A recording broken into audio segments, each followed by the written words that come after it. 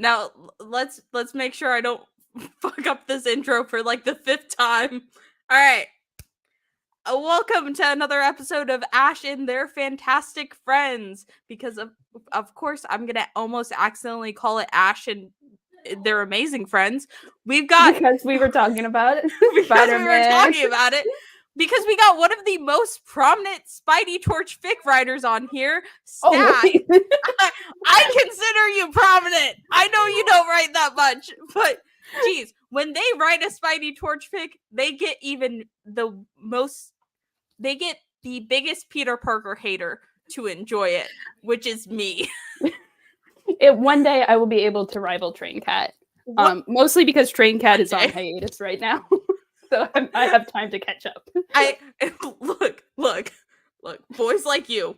It is my absolute masterpiece. I have read it over 500 times at this point. I am not kidding. Are you serious? I'm not. Sweet. This is not a joke. I reread it every single day if I can. I feel bad. That's one of my favorite just Johnny Storm fics that I've ever written.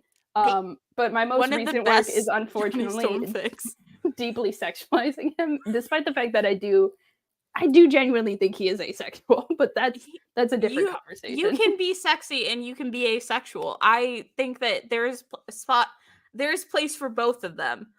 That's as the resident asexual. I will defer to you in this. Yeah, that's fair. Yeah, no, but like oh god, I forgot about the maid fic. Oh, because I read that daily too. Oh, no. That might say something that you're not ready to say. Okay, yeah. So I usually I don't read the full thing every single day, but I at least read like the beginning and the scene in the mirror. And yeah, that was my favorite. That was my favorite part of writing it. That was so good. Here's the thing. I don't enjoy writing smut, but I do write it for attention. I'm like, I want people to click on this fic, so we got to make it E-rated. It's as you should manipulate those audiences so that they can feel they can understand how I feel about Johnny Storm. Someone has to be right about Johnny, and it's not going to be Dan Slott.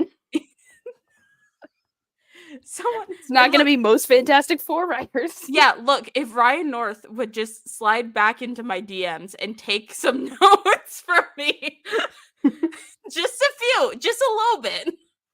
Marvel, if you're out there, I would love to write a comic for you. Let me write a Johnny miniseries. Let me write a Peter miniseries. Let me write a Johnny miniseries with that. We should co-write a Peter and Johnny miniseries. If Dan Slott can write a Human Torch and Spider-Man team up, so can we. I see half of mine, because I think I put this in like 2 separate group chats. I cannot remember what happened to those the thoughts that happened with it, but because I was coming up with an idea for an entire like a Johnny Storm, like I don't know if it was going to be a mini or one shot, but it was going to be solely focused on him having to like debate between having a personal life and helping his family, because I was going through that in that moment, and I was like, man, this is very Johnny Storm coded of me. It's very, but I think my hot take is that Johnny Storm is always going to choose his family over his personal life, but his family is going to be like, whoa. You don't need to do that. Stop, Johnny, please take care of yourself. Exactly. And I feel like if more writers just got that, then we would have another Torch mini, and it would be perfect. It would be so good. I mean, we've already had like 2, but we're not going to count Strange Tales. That got co-opted by Doctor Strange. Yeah, that was not it. But like, I do feel like I love Ryan North's Fantastic Four, but it's definitely, every time there is a new Fantastic Four writer, they always pick one of the 4 to sort of be the main character, and it's usually been a Reed. And I think Ryan North chose the third option of it's Alicia for some. It's Alicia. I think he's insane for doing that. No, but he's right to do it. He's so Alicia has valid. been like such an amazing character in this, and I think like I love Alicia and I love her romance with Ben. Like, Alicia's the main character, but Ben is kind of becoming the main character through proxy, I guess. Ben and Alicia are co-main characters of this book, which, not complaining, Ben's Sue's my favorite member of the Fantastic Four, and then it's Johnny because he's a little bit gay, but and then it's Ben. And then it's Ben. See, if I wanted to give the right answer, Ben is my second favorite member of the Fantastic Four. Why you give the right answer? I have Ben dead last, but it's only because I love the other three too much and I relate to them. That's the problem, is that I do have a ranking of my favorite Fantastic Four, but it is very close. And there's no one that I hate. There's not even anyone that I dislike. Exactly. Which is a sign that you have made an excellent team. There's exactly one member of the Fantastic Four I do hate, though. Elijah the Laser Fist. Fuck that woman. Oh my god. Sorry, this is gonna be another rant about this because this is like my fourth rant about this. I think she's made to be hated. Although I don't know if a lot of comic readers got the memo. I don't think a lot of comic writers got the memo. Let's be real here. No one has really unpacked the trauma that should have caused Johnny. It. And it frustrates me every single day. Okay, because I'm going to this is another call-out post to Unstable Molecules, because how are you going to be Elijah the Laser Fist stan? Elijah the Laser Fist! I don't understand how people can stan her. She's obviously the villain, and I get standing her as a villain, she's an interesting villain, but what she did to Johnny was definitely coerced consent. Yeah, and then she kept on coming back. I think that if she just stayed dead after that first, after the first reveal, if she just stayed dead and we had Johnny kind of grappling with this fact about him, that would have been better. But then she came back, what an not even 12 issues later. It would have been for Johnny to be my whole marriage was a scam. It was fake. I was tricked. I was deceived. I did things I wouldn't have done if I knew who she really was. That's just such an interesting story, especially since Reed and Sue are the perfect couple. And so for Johnny to look at his older sister and a man who he views as his father and having this perfect relationship, and he keeps failing in relationships over and over again, that is immensely interesting, and it's rarely unpacked. And I think with that you also have to address the fact that Alicia is significantly older than Johnny. Yeah. And it brings into so many questions about the relationship or why Johnny felt like he should be in it, especially when you put into context Ben just left the Fantastic Four. Ben is another person who Johnny really looks up to and who really idolizes. Yeah. And there's oh god, I have this is an entire fic idea for this. Johnny getting into a relationship with Alicia, an older woman, a woman that he was close to when they weren't dating, when obviously he's got to have some respect for Ben, and this is why I think that maybe he's just not into women at all. Maybe he was just this close, intimate feeling I feel with this this woman has to be loved because that's what men feel for women, romantic love. Exactly. And he's this is the same I felt for every woman that I've dated, surely. And it's Johnny. No, Johnny, look, you were staring up at Wyatt Wingfoot with doe eyes and following him around like a lost puppy. I don't think you like women. There's a couple of dudes that writers have been yeah, I wrote this with the intention of saying that there was sexual tension there. And he behaves very differently with Dakin, Wolverine's clone son situation. We're not sure about that. There was a Dark Wolverine thing where Dakin was with the Fantastic Four, and Marjorie Liu, the writer, was oh, I thought Johnny was bisexual, so I just wrote them as being exes. I thought that this was established canon, but I've been told it's not. He acts with Dakin, he acts totally different than he does with women. But he acts very similar to how he does with Wyatt, except for Wyatt has never died and faked his death on Johnny, so yeah, Wyatt just kind of goes like, "Hey, I gotta go deal with some business on the reservation," and Johnny's just like, he's like, "I miss you. How could you?" Like, it's that feeling amplified because he was like, "You died, you came back. You expect everything to be the same," and he's like, "You expect me to forgive you," and he's like, "Aren't you?" And he's like, "I guess I am." Like, goddamn, I am. I see, and that's why I need more fic writers to get on the absolute insanity that is Johnny Wyatt, because like, okay, so like, okay, Johnny shows up to college, he knows no one, everyone's like, oh, you're the Human Torch, you know, he's the celebrity. Wyatt Wingfoot literally does not recognize him. He does not even clock that this boy is a superhero. It's a very typical romance trope of like the like rich, like powerful, like love interest character, and then like the every man who doesn't or every girl, if it's a romance book, that doesn't recognize him and is like, I'm not interested in this. It's the start of a Wattpad novel. It's the start of a Wattpad novel, and I don't know like anything about celebrities. I'm too busy. I don't know anything about celebrities. I'm too busy reading and being buffed and 6'5". I'm too busy studying for law school. Like, that is another thing I think that more Fantastic Four writers and more people who are going to put Wyatt into their stories need to recognize that this boy went to law school in She-Hulk ceremony. Like, he is a fully, like, he should have passed the bar exam by now.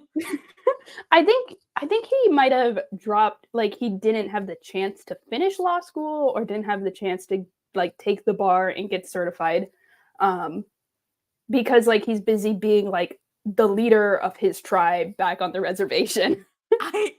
I need Ryan North, if you are seeing this, I need you to clarify this. I need you to tell me. What is Wyatt's official occupation? How's he doing? Is it just tribe leader? Is that the only thing? Maybe he's like representative and he's like talking to the Oklahoma state government. I would assume. I think it would be interesting if Wyatt got voted into office. I think that could be a story in of itself.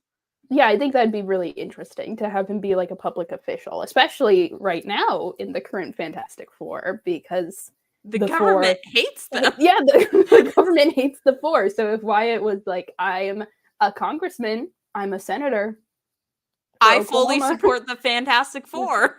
Like that would be really interesting. And Johnny's like cool. Twirling his hair off to the side.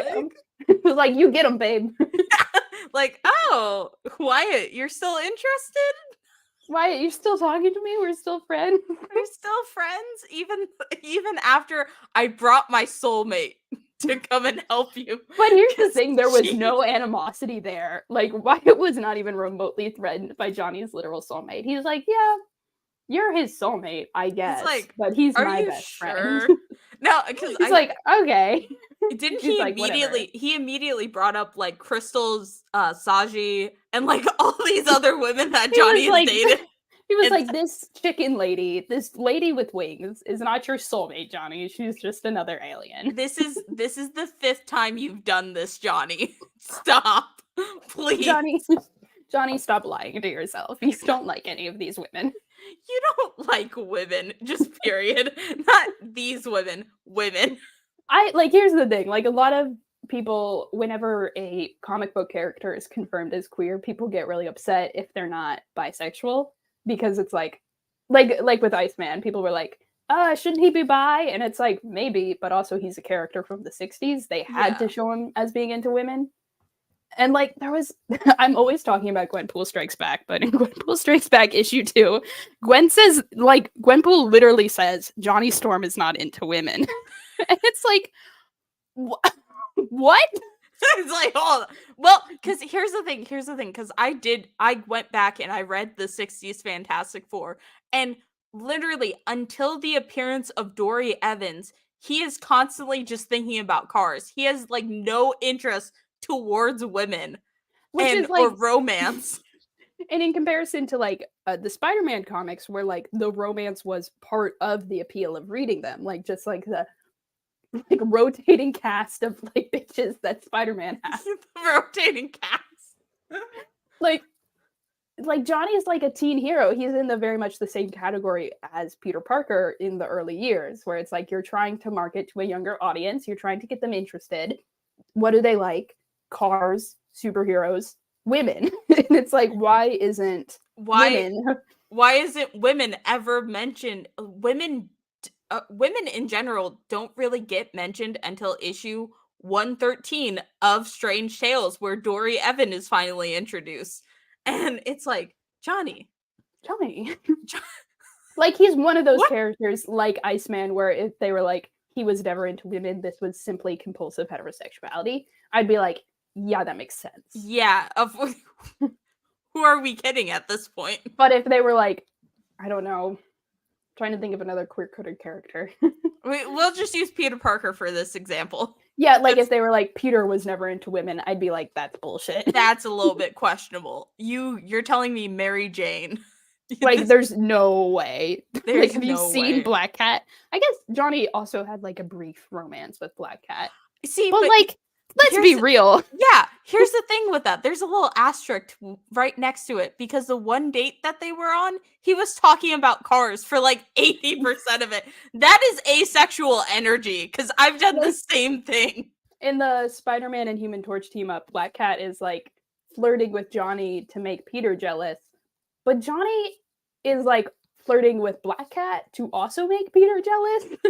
And they don't even end up doing anything. They just like do a heist together, and Peter's like, what? I thought you two were dating. And Johnny's like, don't be silly. See, I know you're not on Twitter, but no, one of the most you could not pay me to be on Twitter. One of the most prominent Spidey Torch shippers on there who does fan art. I don't remember their username right now. I'm sure they're on Tumblr. Yeah. But they decided to make Scott, Johnny, I can't, like, they started making like fan fiction and fan art for Scott Summers and Johnny Storm. But here, why I bring this up is there is a panel of Johnny flirting with Jean Grey specifically to make Scott Summers mad. But like, that's what everyone who's into Scott Summers does. They're like, Jean, Wolverine, we see you. Wolverine, Emma Frost. God damn. See, this is why I need Rick Jones and Johnny Storm to interact more. Because they've had exactly 3 interactions. I own every single one, or I don't own one of them. I'm missing $3.99 of the Hulk. But essentially every single time they're at each other's throats fighting. And I think, okay, that's Rick sexual Jones, tension right there. Yeah. Rick Jones is single right now. Okay. I know a lot of people want Bucky Barnes to be queer canonically in the comics, but that's because they watch the MCU. Yeah, they're not going to take that risk, and they're not going to bring Toro back to do it properly. However, okay, you have Rick Jones, Bucky Barnes clone, and you have Johnny Storm, a Human Torch. All I'm saying is, if they are not brave enough to do Wyatt Wingfoot yet, and obviously they're never gonna make Spidey Torch canon. We have accepted this fact. It's very unlikely.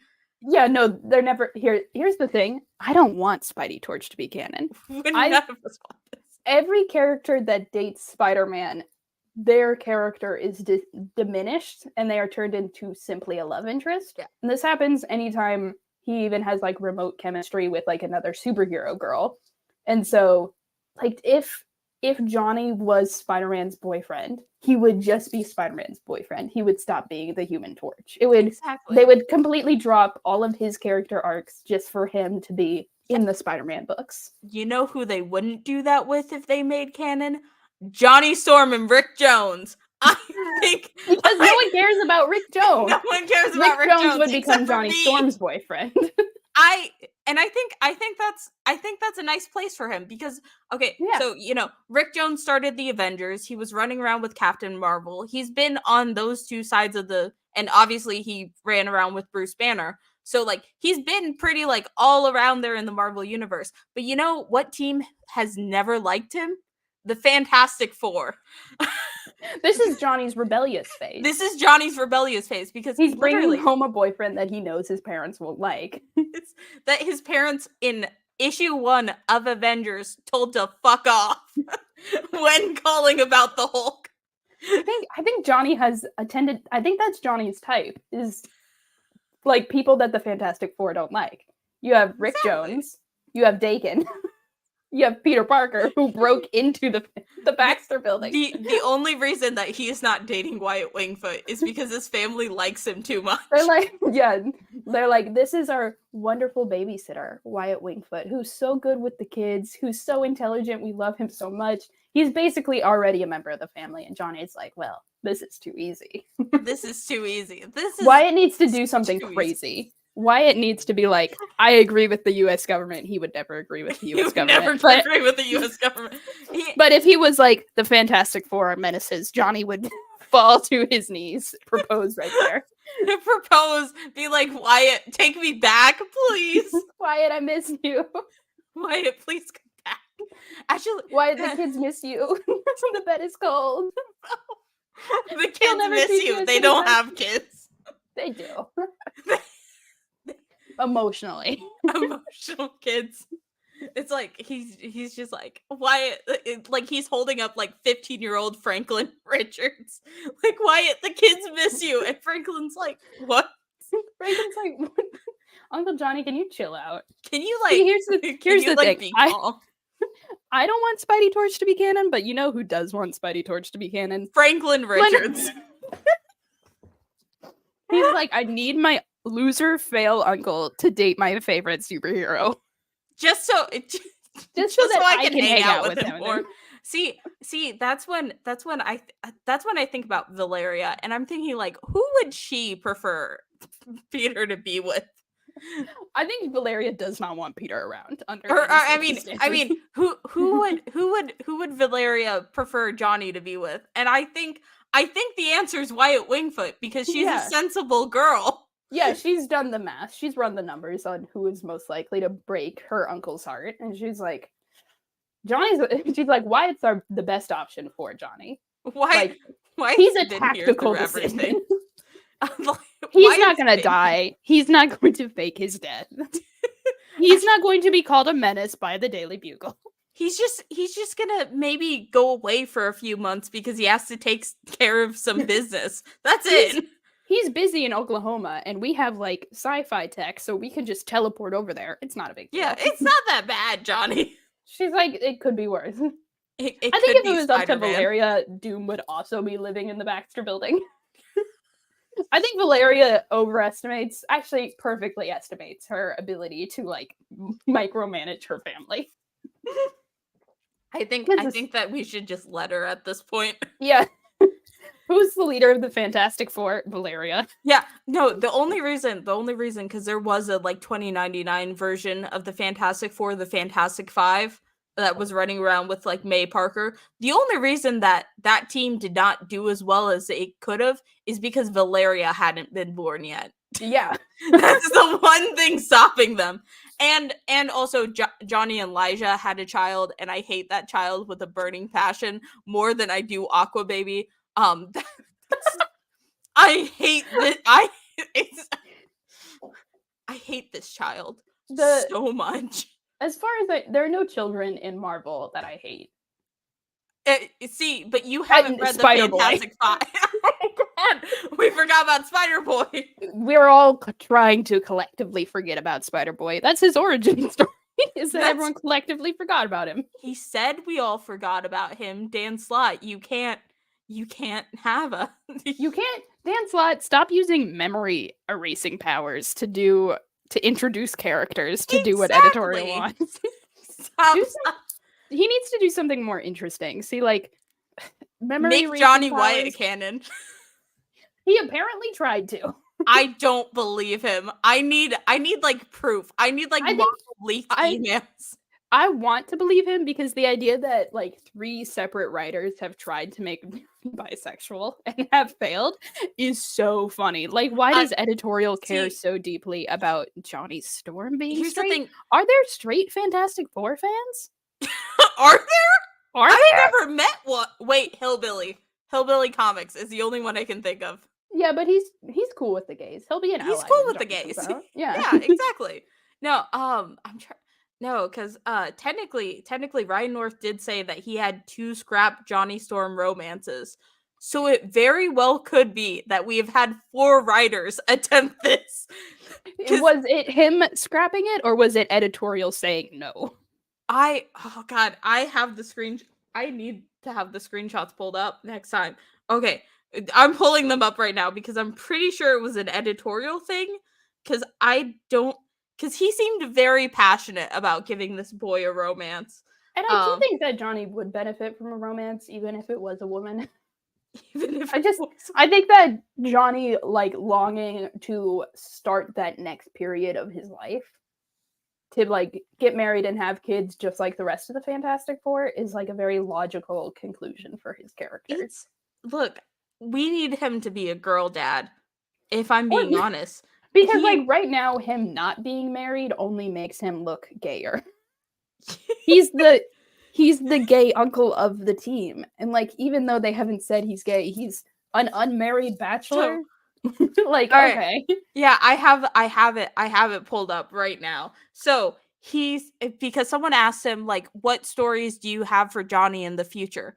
And so he said, I'd also like to give him a romance, and have actually written and out and trashed 2 different versions of that. So nothing yet, but maybe someday. I love how Johnny is open to new experiences. And it was that last line. I love how Johnny is open to new experiences. That's what made everyone on Twitter be like, what do you mean? What do you mean by that? What? Because, like, at this point, the only reason that Marvel would really benefit from keeping Johnny straight is he's a character who is made by Stan Lee and Jack Kirby, and there's only been, like, 2 of those who have been allowed to be queer. And, like, it's tradition. Like, they just have to keep it the old way. And, like, the Fantastic Four are, like, the Marvel family. Like, they're a flagship, you know? Oh, wait, I didn't realize that that's how you show comics. He's actually a stay-at-home with the kids' dad. He is a stay-at-home with the kids' dad. Johnny needs kids so he can, like... I need him to be a girl dad so desperately. Like, I'm sorry. I have, like, 500 fics written out of just Johnny being a girl dad. Like, one day you're gonna have to post them. That's all I'm saying. One day, it's about to. The second Someone I can put a finish one of them. fanfic.net fic in the chat, and I've pulled it up. What? We're still using fanfiction.net? We are? As not me. I'm on AO3. I switched to AO3 because I read mostly reader inserts. So this fic was published in 2020, so I guess people still are using it. Yeah, but I don't read any of this, so I don't read any of those fandoms, but thank you for the recommendation. Thank you for the recommendation. We are here to talk about Johnny Storm and how much fan fiction we need to keep him queer. Speaking of fan fiction, this is technically titled Episode 3 Fanfic and ABO. Oh god. Okay, so here's my talk about the Omegaverse. Here's my evidence of why Johnny Storm should be a beta. I'm not really sure what a beta is. That's the betas are just the sort of normal ones, the default setting. Hey, I have a PowerPoint called Explaining the Omegaverse. If you want to bring it up, yeah. Yeah. We're just gonna go through it because I am okay. Here's the thing about the Omegaverse, because I was never into that side of fan fiction for a while. So I've only gotten into it recently because Stack and Bird keep on sending me Omegaverse fan fictions. I was in Supernatural fandom in the trenches from, like, Super Hulock era of Tumblr. So I've always been aware of the Omegaverse, but I've only started to enjoy it fairly recently. See, I was in the trenches during that era too, but I was a Kevin Tran fan, and, like, no one cared about Kevin for him. Not even the writers, unfortunately. This is the story of my life. This is literally the story of my life. You find the character that no one else cares about, and I will make that character my entire personality. Let's see. Rick Jones, Wyatt Wingfoot, Johnny Storm. I just find the character with vaguely fruity energy, and Johnny Storm. Johnny Storm also was in that category. No, but if you got the, I have it up right now. Let's get into it. Oh my God. Okay, there we go. Okay. Explaining the Omegaverse. I'm sorry, just a blank screen. I'm already dying. Disclaimer, this PowerPoint will contain no sexually explicit material. I'm going to be so normal. We're not trying to get banned off of YouTube, if you're seeing this. So, like, what is the Omegaverse? For now, all you need to know is that it's a subgenre of fanfiction, sort of, collectively created by everyone yes-anding each other. Like, it's everyone collectively creating a thing. It's like, I see you have a good idea, let me build off of that. So there is no one true, pure version of the Omegaverse because it's always changing, it's always growing. There are alphas, betas, and omegas, and that's all you need to know for now. So there's, like, when you think alpha, beta, omega, you think of, like, the Reddit, like, wolves hierarchy thing. It's not that. It is not that. You cannot achieve alpha male-ness, sort of, kind of. We'll get into that in the Omegaverse. It is also not the actual science of wolves. It's based off of the bad science of wolves, the scientific study that has been debunked. So, like, wolves don't actually formate their packs like this. Wait, that's not real?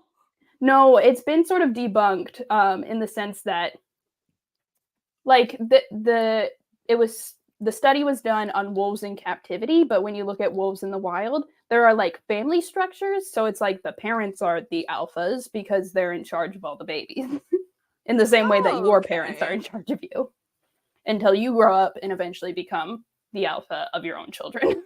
Oh, okay. Oh. So it's like if wolves are behaving in, like, this sort of pack dynamic, it's because they're in captivity and they're stressed and they're not really in, like, the ideal environment for them. All right. That makes a lot of sense to think I'm finding out about wolves. So this whole sort of subgenre of fanfiction is based off of wolves in their worst state. And this is kind of humanity at its worst state, but in a fun, sexy way. No wonder I've been gravitating towards this because I am, like, the angst queen. Like, that's you give me the worst possible scenario for some characters and I will eat that shit up. Oh, like, yeah, this creates, like, new levels of oppression and just bad timeness for characters. If you want your character truly miserable, you make them an omega. I also like that the live viewers ticked up the second we started talking about Megaverse. Jesus Christ. It's a spectacle. So how did we get here? How did we get to the Omegaverse? Some people will say that Star Trek, the original series, created this trope with the episode Amok Time, where they created Ponfar. They're wrong, but let's watch a clip anyway. There's present. Can I play this? It's just the trailer. I think you're good because we're doing commentary. Yeah. Captain's log, stardate 3372.7. First Officer Spock seems to be under stress. If I want anything from you, I'll ask for it. If you don't get him to Vulcan within a week, 8 days at the outside, he'll die. I await you. Who is she? My wife. Bye-bye. Spock is an omega? No, he's an alpha. Oh. In this, She chooses the challenge. because he's going into. You will choose thy champion. This one. Okay. This combat is to the death.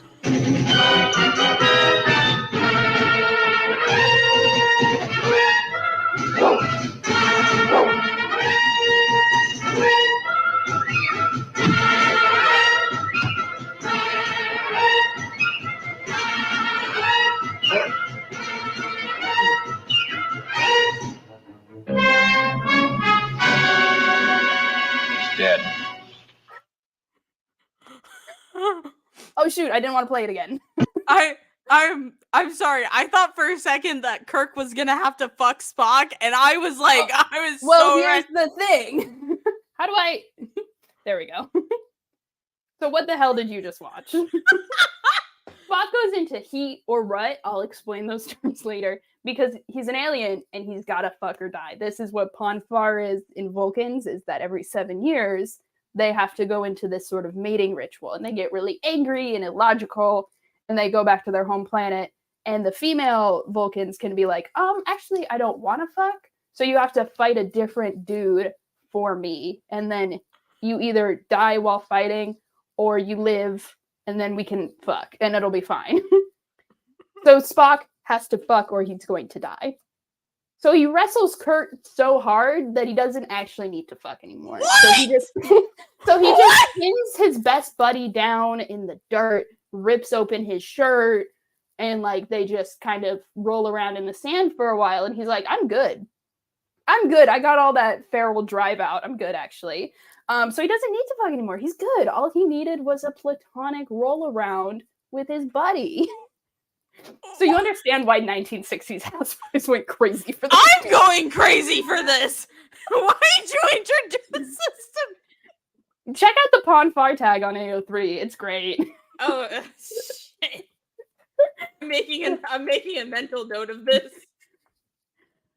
But like, fuck or die is not the same as the Omegaverse is the thing, because like in the Omegaverse, like yes, there can be health consequences if a heat or a rut is not done, but like he will literally, like, his heart will stop if he does, and it's like a very, even though it's a regular thing, it's not as regular as heats or ruts, and like and there are other like fuck or die situations in fan fiction, like you have sex pollen or aliens made them do it, also a Star Trek thing.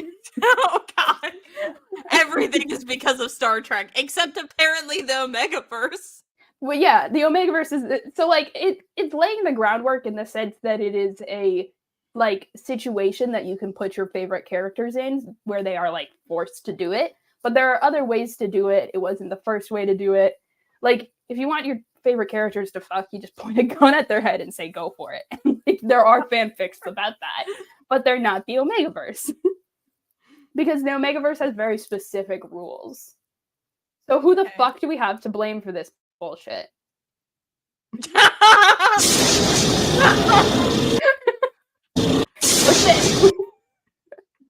I didn't want to play all of it. So it was Supernatural. Obviously, of course, it was Supernatural. If it's not Star Trek or X-Files, it's Supernatural. It was Supernatural. It's always them. They're at the scene of the crime too much. So technically, it wasn't actually Supernatural, but if Supernatural didn't exist, this category of fanfiction didn't exist. It's technically RPF of Jensen Ackles and Jared Padalecki, whose name I did not bother to spell right. I just key smashed it. Wait. Wait, this started as real person fanfic? Yes. So and Supernatural started real person fanfic? No. Supernatural did not. RPF goes back long before we were even calling it fanfiction. Okay, but good. it's so the Omega, like people requested the Omegaverse for Jensen Ackles and Jared Padalecki because people started shipping Jensen and Jared because they were getting bullied for shipping Wincest. Oh my god. Wincest always at the scene of the crime. Wincest was very popular until Castiel was introduced, and then people went crazy for Cass just because basically they needed any two dudes to ship. Yeah. See, so it started on LiveJournal as like a kink meme, which is basically people would like put out an idea that they wanted to see, and a writer would pick it up. So it's requesting an alpha male and a I don't want to say the B word. I said fuck, but I'm not going to say that. You can read it on the screen. They didn't originally call them Omegas, but they did originally call them Alphas. The fic in question is called I Ain't No Lady, But You'd Be the Tramp. And like, here's my hot take. Kind of good, actually. It's kind of a good fic. Like, if you're not into the Omegaverse, you're probably not going to think it's a good fic. But there's some really interesting stuff there in sort of like the gender category, where like Jensen is the Omega in this situation, and of course he is. But like the wild thing is that he is quite upset about it. He was like, I don't want to be like this, and he's basically experiencing misogyny but like on steroids. It's crazy. That's my favorite part of these fics. Yeah, but like the thing is, he's like, I don't want, even though I am this omega male, I don't want to sleep with alpha males. I'm into women. And he's getting mad bitches in this story. Like he is sleeping with like a lot of girls. Like he is like finding the women who are dating alphas, and instead of sleeping with the alphas, he is sleeping with women. Oh my god. That seems like a very Jensen Ackles thing to do. I say, as I have met him in person. I went to the Supernatural convention. It's such an AU. Like he's like a small town waitress, and like his dad's a misogynist, and like Jared Padalecki is like a cool guy with a motorcycle who's new in town. He's new in town.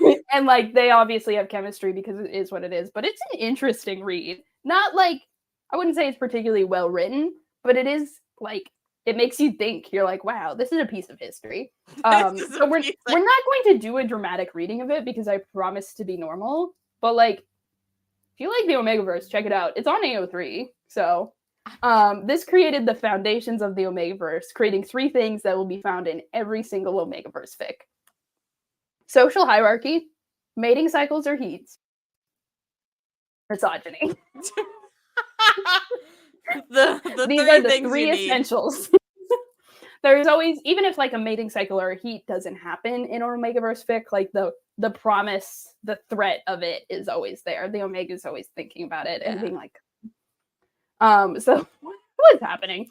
So there's primary and secondary sexes, which is not to be confused with gender because gender does not equal sex. Trans rights. Trans rights. So the primary sexes are male and female. Y'all know how these work. We know it. Then there are the secondary sexes, alphas, betas, and omegas. The primary sex is assigned at birth, and the secondary sex presents at puberty. Although not always, sometimes like you can find out what the secondary sex is also at birth. It depends on the fic, but usually it's at puberty. Yeah. Where they're like, I'm a guy, and then like you go through puberty and you're like, oh god, I have a womb now. What's happening? God, I have a womb now. What? And like that causes like a lot of trauma. Like so for like at a young age, they're socialized as like male or female, and then they present, and then there's like a whole new dynamic to it. And there's usually a lot of like people feel really awkward about getting their secondary sex. Yeah. But like any primary sex can have any secondary sex. Generally speaking, sometimes fics will be like, there are no alpha females, and they're cowards and they're boring. And I like it when fics have alpha. No, I stack. I need. You're giving me so much fodder for the Alex Johnny Omegaverse fic. I have written the intro to because I made Alex an alpha. Of course she's an alpha. Yeah. Of course she's an alpha. There's no way. But God, you're giving me too many ideas for it. That's the sad. So let's explain what an alpha, beta, and omega are. So alphas are like a leader. They're leaders. They're aggressive. They're protectors. They have that sort of instinct. They're dominant in every way. In every way. And they will have the disco stick. I said I wasn't going to be sexually explicit. That inflates at the base and gets stuck inside the omega. Because remember, this is based off of bad wolf science, so we're using bad wolf biology. This is actually correct wolf biology. You know how it is. Yeah. Yeah, the inflation is called a knot. It's not important, but that's what it's called. Sometimes alphas will have regular heats or regular ruts, which are similar to heats, but often it's just like they will go into rut because an omega is in heat, and the heat is like the time of the month, but it's not every month because that would be miserable and time consuming. Yeah. Then there are betas. Betas are the normal ones. We are betas. Sometimes betas can do certain things. Sometimes betas are immune to certain like powers of like certain pheromones or smells that the alphas and omegas have. Sometimes betas can smell what other characters, like what their dynamic is. But like usually they're just normal. They're not doing anything. They're the background characters that get things done. They keep the plot moving. They keep the plot moving. They don't have to take a week off of work every like 2 to 4 months to fuck. 2 to 4 months? Jesus. It depends. Like, sometimes the heat is once a year. Sometimes it's sometimes it's twice a year. Sometimes it's 4 times a year. It depends on the omega. And then omegas are like submissive and breedable. I'm sorry. There's no other way to explain it. They go into heat at regular intervals, kind of like the time of the month, but it's usually not every month, thank God. They're often able to get pregnant regardless of primary sex, but not always. Sometimes there will be like male omegas who are the most depressed because they're omegas, but they can't get pregnant, so no one wants them because they can't do the most important thing of popping out babies. So they're the most oppressed class, actually. Women aren't oppressed. It's male omegas who are the most oppressed. Misogyny on steroids. But like, it's pretty straightforward, you know? Like, it's just sexist archetypes to the extreme. But like in a fun, sexy way. I promise there's nuance here. Here's a helpful chart of like what's going down in like the downstairs area. Sometimes the omegas don't have disco sticks. Sometimes the female alphas don't have uteruses, and I think they always should have disco sticks. That's my hot take. But yeah, no, I agree with you on that one. This is a general consensus of what's going on. But you can get silly with it. That's the awesome thing about the Omegaverse. Other notable features of the Omegaverse include scenting. Alphas and Omegas have smells or pheromones. Betas are blissfully ignorant. Like, they kind of get a vibe, but they can't identify people off of smells. They're like, I know that you're an alpha or an omega based off of what you smell, but if you just gave me the smell, I couldn't tell who you were. Alphas and omegas can be like, oh, I smell this very specific smell. I know it's Steve. I know it's Steve. Steve Rogers. Should be an omega. Let's start that discourse again. We're not doing that. We can get into who is what dynamic later. But like, there's also Mpreg in the Omegaverse. Take a wild guess what that is. Take a wild guess. Then there's like mating bites where you bite the neck and then you're stuck together forever. It's basically like marriage, sort of, kind of. Like, this is like how you claim someone as yours. Werewolves, you know, like they're dogs, remember? Sometimes the mating bite will like intensify your ability to sense the other person's emotions. And sometimes it like literally gives you the ability to read their mind. Just like in fucking Star Trek. Of course it's Star Trek! It's always Star Trek! It always like, people say that Star Trek didn't invent the Omegaverse, but there are a lot of elements of Star Trek in the Omegaverse. But there's also a lot of Teen Wolf elements in the Omegaverse, which makes sense. I forgot about Teen Wolf.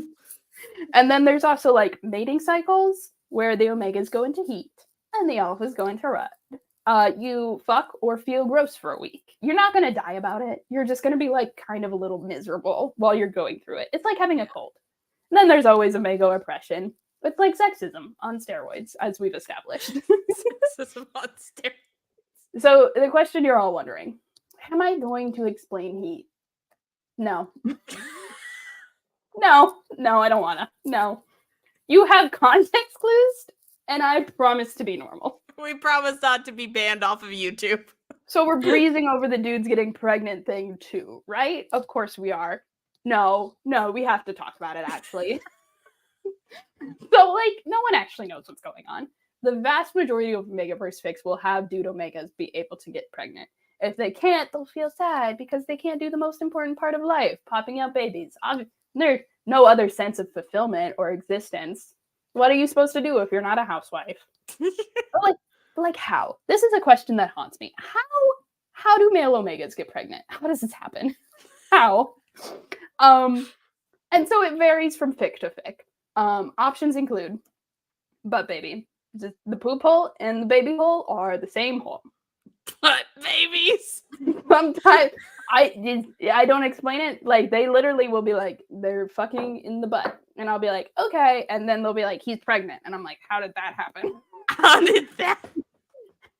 That doesn't make sense, but okay. And then sometimes they have a vagina and a penis. How do two sets of reproductive organs physically fit in your body? How are they both functional? Who knows? They're both in there. So, like, there's enough room for like internal stuff and testicles and a working uterus, and it can grow to baby size. How does this work? It doesn't make sense. Who knows? It's happening. Sometimes they just have a vagina. Some dudes have pussies. Don't be transphobic. So it's fine. But it doesn't make sense. But it's going to differ from each author. Sometimes you are reading an Omegaverse fic and it's like Schrodinger's genitals. Sometimes you don't know what's going on down there. You don't know what's going on down there. They're just like they're doing it, and you're like, oh, okay. Can I get a little more detail about how and why and what? Can I please know like, no. why? I think I wrote an Omegaverse fic with Matt Murdock, who's an Omega, and I think, what did I tag it as? I'm pretty sure it's Jen Matt. Why do I know this off the top of my head? Here's the wild thing. I have 2 of them. Oh, okay. I swear I've seen one of them. This is how much of Stacks fics I've just like internalized, because I enjoy every single one of them. Why did one immediately open up? I have one really funny tag. Hold on, let me find it. Here it is. Hold on. We're gonna share this tab instead. So it's up to you if Matt has a dick or not. It doesn't come up. It doesn't come up. That doesn't mean he's not having a good time. But it's funny. It's Schrodinger's genitals. Anyway, so back to the Omegaverse. Other notable things that come up often but are not there all the time. Nesting. Omegas like gather soft things to make a comfortable area and start doing like housewife shit when they're like about ready to mate or when they're about ready to go into heat. This is just what happens. Territories. This is a little less common than nesting, but alphas like will mark an area with their scent. Usually not piss. Sometimes it's piss. This is based on bad wolf science. It's not always piss. But sometimes it is. No. Do you remember the Alpha Matt Murdock X Spider-Man fic that you sent me? Of course, yeah. His like entire territory was Hell's Kitchen. Yeah. I thought he pissed everywhere. I was under the impression he was just pissing everywhere. No, it's just kind of like you like hang out there enough and like the scent happen. It's not really clear how it happens. I thought it was piss for the longest time. I thought Matt Murdock pissed all over Hell's Kitchen. Like he definitely has, I'm sure. Like that's just 616 canon. Oh my god. Okay. We're gonna go past we're gonna move Matt on. Murdock piss. I don't want to talk about it. And then there's like the true mates thing. Oh, shoot. It's like soulmates, but like the Omegaverse flavor. Usually they can like tell that they're true mates somehow. I don't really know how this works because I don't like the trope. I think it's based off of like you smell really good or your eyes change color or something. True mates just happen. It's like soulmates. Pack bonds, polyamory on steroids. Wait, there can be multiple? So like sometimes pack bonding will be like it's just polyamory on steroids, but also sometimes it'll be like a family dynamic. So like a lot of like Bat family fics will use the Omegaverse in like a completely non-sexual, non-romantic way. They'll just be like, these are what the dynamics are. They're in like a sort of like cuddle pile that wouldn't make sense for like their like actual characters, but when you put them in an AU where like family bonds are very important because they're based off of wolves, then like it makes a little bit more sense for them to be like physically intimate in a way that is not like romantic or sexual. Okay. That So makes like a lot of sometimes the Omegaverse is not sexual. It usually is, but it doesn't always have to be. Huh. Okay. This makes me happy. So do people actually like this, like unironically? Yeah. I took this screenshot over a month ago. I think it's almost at like 200,000 fics now. This is a very popular tag. Hold on, I have this tag literally pulled up right now. I'm gonna read off the number. So it only jumped up about 3,000. Okay. Yeah, so 1,000 or 178,614 fics now. Yeah, like that, but that's still a lot, you know. And then this is also, these are very old graphs. They're from 2020. Obviously, the highest number of ABO fics is Supernatural. They invented it, and then it's the MCU, which is valid. No, it's not. It is. It is. There was like a video on my TikTok For You page about like what character is like often the most tagged as an Omega, and like one of them was Tony Stark, and it's not because Tony Stark in the comics is an Omega, it's because Tony the Stark MCU, in the MCU is massive. It's just it is one of the largest fandoms on AO3, so they're always going to skew the data in their favor. Okay. Yeah, especially because Tony should be an alpha or a beta, and I will stand by. We'll get into that later. I have opinions. And then this was like the percentage. So like if you break it down by like number of fics, the MCU isn't even on there. So it's just because the MCU is a large fandom. Why is like it's not a particularly so high up there? What? Why is BTS so high up there?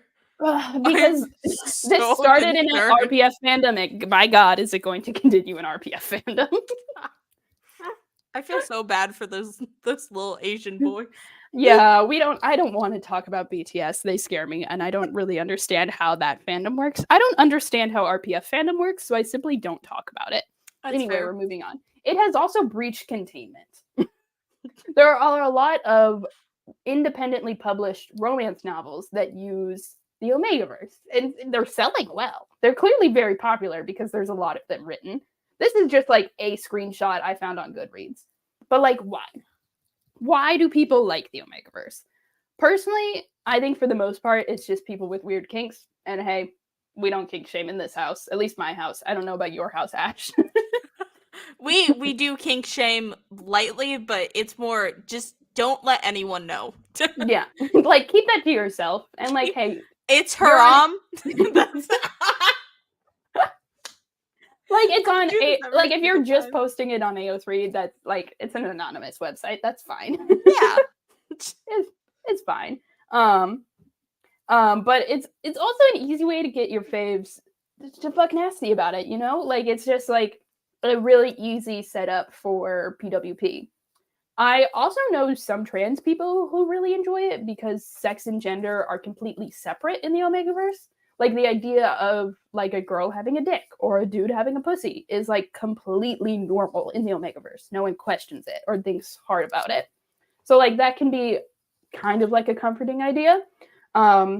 It's also one of the most effective satires of sexism I've seen when authors are thoughtful about it. So we were talking about that Spider-Man and Daredevil. The Spider-Man and Daredevil one. I love it so much. And it's a really effective like way of like making sexism incredibly extreme to a ridiculous extent. And when you put it on like a male body, it feels even more ridiculous. And you're like, what's happening here? And so I think it's a good way of sort of satirizing sexism, you know, like you're just cranking it up to an 11 and like you're watching this character who does not usually deal with that sort of thing suddenly have to deal with the thing, and it becomes much more poignant and interesting. See, I put sexism in my fics to a disturbing amount, so sexism always has a place in fics when Howard Stark is involved. That's all I gotta say. But like you have like a female OC, but versus like putting a beloved character like Peter Parker, who sometimes does misogyny in canon, and forcing him to do like a Me Too lawsuit is really interesting. So here's the question. Are we doing a dramatic reading? No. Oh, dang. You got me there for a second. We're not doing that on live. You're going to get banned. I know. Do we have any questions? I think I asked all my questions during this.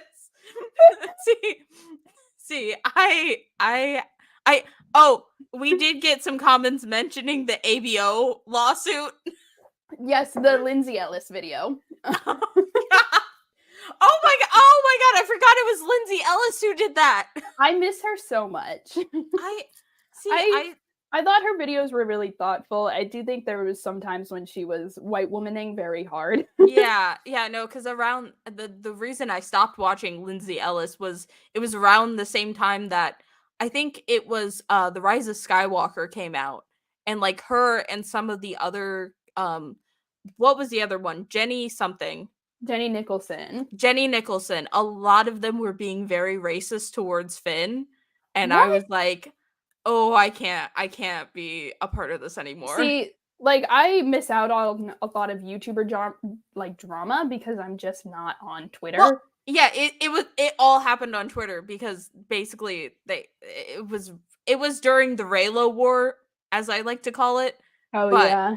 Yeah, where a lot of people were just being racist, and it was bad in Star Wars fandom. But yeah, I'm just not a part of Star Wars fandom in general because I used to be when the sequels came out because I really liked Finn and Poe. Finn and Poe was where it was at, but also just the Star Wars fan base is so toxic. I think I talked about it once or twice on TikTok, like maybe like a year or two ago. And like the comments were absolutely disgusting. Yeah. Like I get a lot of really weird comments from comic fans, but those are fine in comparison to like the toxic level of Star Wars fandom. So I just simply don't touch it. Oh yeah, I'm so scared of them. Because when I was still trying to figure out my branding, because I started out talking about Fall Out Boy and emo bands. Okay. This is how much of a large pivot I have made in my life. So yeah, I think I started with like the Magnus archive. Yeah, like something normal that would easily go into this. No, I started because I posted a emo lore PowerPoint where I documented the entirety of how 9/11 caused 50 Shades of Grey. Oh yes, we all know the lore. Gerard, we all know about that. Watch the Towers Fall. I had a completely separate subsection of how this also led to Fall Out Boy, Panic at the Disco, like every single emo band you could possibly think of from that era. Because MCR was the blueprint. Yeah. So that's how I started out on TikTok. That blew up for some reason, and I still don't really know why. And then when I was trying to like find my niche, I was like, oh, I'll talk about Star Wars. I made 2 Star Wars videos before I decided I'm never doing this again. Oh yeah. And then I hard pivoted to the MCU, and then how a lot of like the actual comic book TikTokers, not like the comic book movie TikTokers, but like the actual ones like Daystar, you, obviously Bird, like a lot of the more comic centered fans, they found me because I was fighting people over seduction of the innocent. because Danielle Silverstone, I don't know if you have me blocked on YouTube. I will call you out to your face though. Danielle Silverstone and Professor Neil were using it to justify they were using it saying like this proves Batman and Robin are gay and this proves Stucky is canon. And I was like, hard pause. You're not going to use the most homophobic text possible that led to the Comics Code Authority to justify your weird shipping in the comics. We're not doing that. I think I even pulled up Professor Neil's paper on it because he is a real professor. Yeah. I found it in my college website. I pulled it up. I gave it to Tyra. Tyra just absolutely just wrecked it. It was not a good paper. If you guys ever need any academic article or anything, I also have access through my college. And I love reading scholarship about comic books. It's so fascinating. Yeah. And I love, like, sometimes I'll directly quote a paper in a TikTok and then I don't give the citation, which is really shitty of me, but also it's a fucking TikTok. But then people in the comments will be like, that's dumb. And I'm like, well, actually, this is an incredibly well-researched point, but like, you go off, King. Good paper.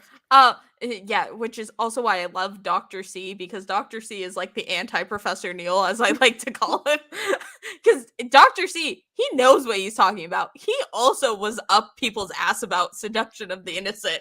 He was like, no, that's not what this is at all.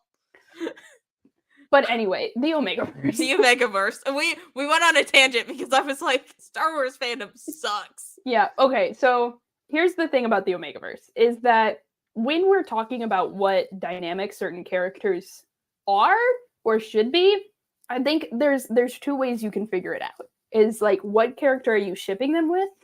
And then like what is like the platonic true form of them? Because if I'm shipping Peter Parker with Matt Murdock from the comics, MCU fans don't get at me. I have to do this disclaimer every single fucking time. Yeah, I understand as a Miss Marvel fan. Yeah.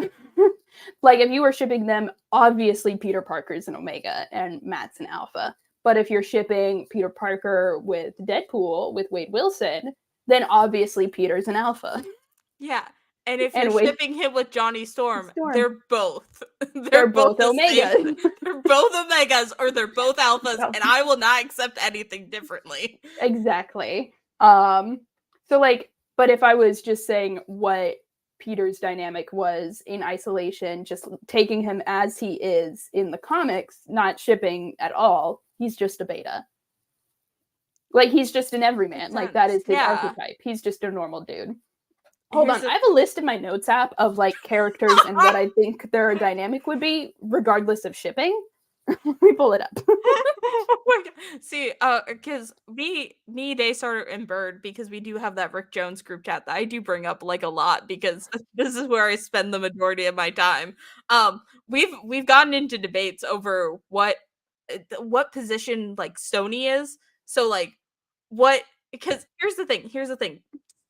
Tony and Steve in the comics, with the ship included, both have equal claim to being an Alpha and being an Omega.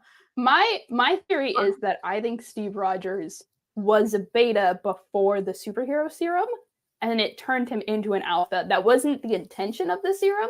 I think that they probably wanted him because he was a beta so that he would be more level-headed and like just a better leader. Because he's not swayed by the emotions of Alphas or Omegas. But then the superhero serum did that. And I think I think there's a lot of opportunity to get very silly and very weird with the Omegaverse in superhero comics. Because you can be like, the event that gave them superpowers also messed with their dynamic. And then you can give them a little identity crisis. Yeah, see, with that, if I do put Steve as an Alpha, then we have to address Howard Stark's only child being an Omega, and how much that would fuck up Tony. I don't think Tony would be an Omega, but I do think the most interesting story in regards to Howard Stark is him being an Omega. Because the same story is happening with Harry and Norman. I think that Norman would want an Alpha son. And I think Harry is an Omega. Yeah, no, okay, because I'm going to talk about my fics that I don't publish, and so no one's going to know what I'm talking about. People are going to figure out Alex through context clues that I give during my lives, and then that's how I soft launch all of this. But no, with my Omegaverse one, because I like making all the Stark siblings canon, so it's not, I made Alex, of course, but it's Alex, Tony, Greg Stark, who's from the Ultimates universe, and Arno Stark, who is the actual biological child of Howard and Maria. So I made all four of them canon. And then so I was like, okay, the most interesting dynamic for me is, okay, Alex is the youngest out of them. So you have Arno being an Alpha, but because of his illness, he cannot perform Alpha duties. Okay. Greg being an Omega and being shipped off immediately. Get him out of here. Yeah, I like taking Greg out as fast as possible. He gets shipped off to Doom because we accidentally created a ship between them. It's a whole like separate thing. And then Tony being a beta because like obviously like if he's an Omega, he's going to get shipped off like Greg, but I need him there to be like a supportive force for Alex. So I'm like, okay, what's the logical option? He's just in the middle. He has no sway in things, which is also it's also like how it represents his pansexuality. Yes. But okay, here's the thing that could be interesting, and I didn't bring it up in the PowerPoint, and it's a pretty uncommon thing in Omegaverse, but there is sometimes fics will have characters change their dynamic, and it's called right. Listen, it sounds stupid, but it's called bitching and studding. And I like how a few minutes ago you were like, I'm not going to say bitch on here. You said it twice. I'm sorry. I know we're accepting it. We're accepting it. If we're getting banned, this is how we're going out. So like sometimes, most of the time, it is an incredibly dark thing. Like it is like this is a awful thing that is being done to the character, because it's essentially like forcing them to be like trans, which is awful. But it's usually done to an alpha or an omega like right as they present, because like another character wanted them to be a different presentation. So like sometimes it's like sometimes there are like tools that can be used. You're giving me so many ideas now. Yeah, like I brought it up because I was like, you could do something really dark and twisted with this. Oh god, literally you could torture Tony Stark with this. Oh my god, literally every single time I hear something nice being said about Howard in the comics, I make him like 10 times worse in my fanfics. It's a problem I have. Yeah. But also sometimes it does happen in like a nice way in fics, where like two omegas or two alphas will be together for long enough and like their hormones will get a little confused, and they'll just sort of like one of them will shift into the other.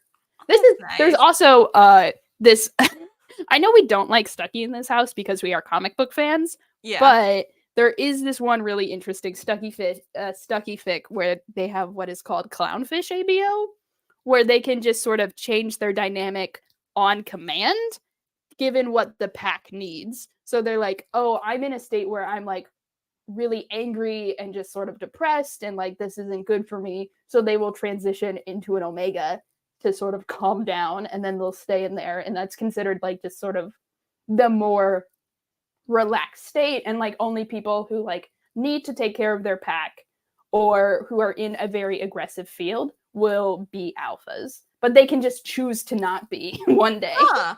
Okay. And like that's really sweet and cute and interesting, and it takes away a lot of like the sexist implications, you know? Yeah. Like it just completely removes gender from the equation, like completely, and it's fantastic. It's like there is a place for fics without gender. That is not the category I have ever been in my life. I use this to micro analyze the fact that I am in a male dominated field every single day of my life. That's why I figured you would like that one fic. I know, I did. I'm still thinking about it to this day. I tricked you into relating to Peter Parker. You've tricked me. I'm so bad about that. This is the torturous thing about Stack, because I don't want to care about Peter Parker.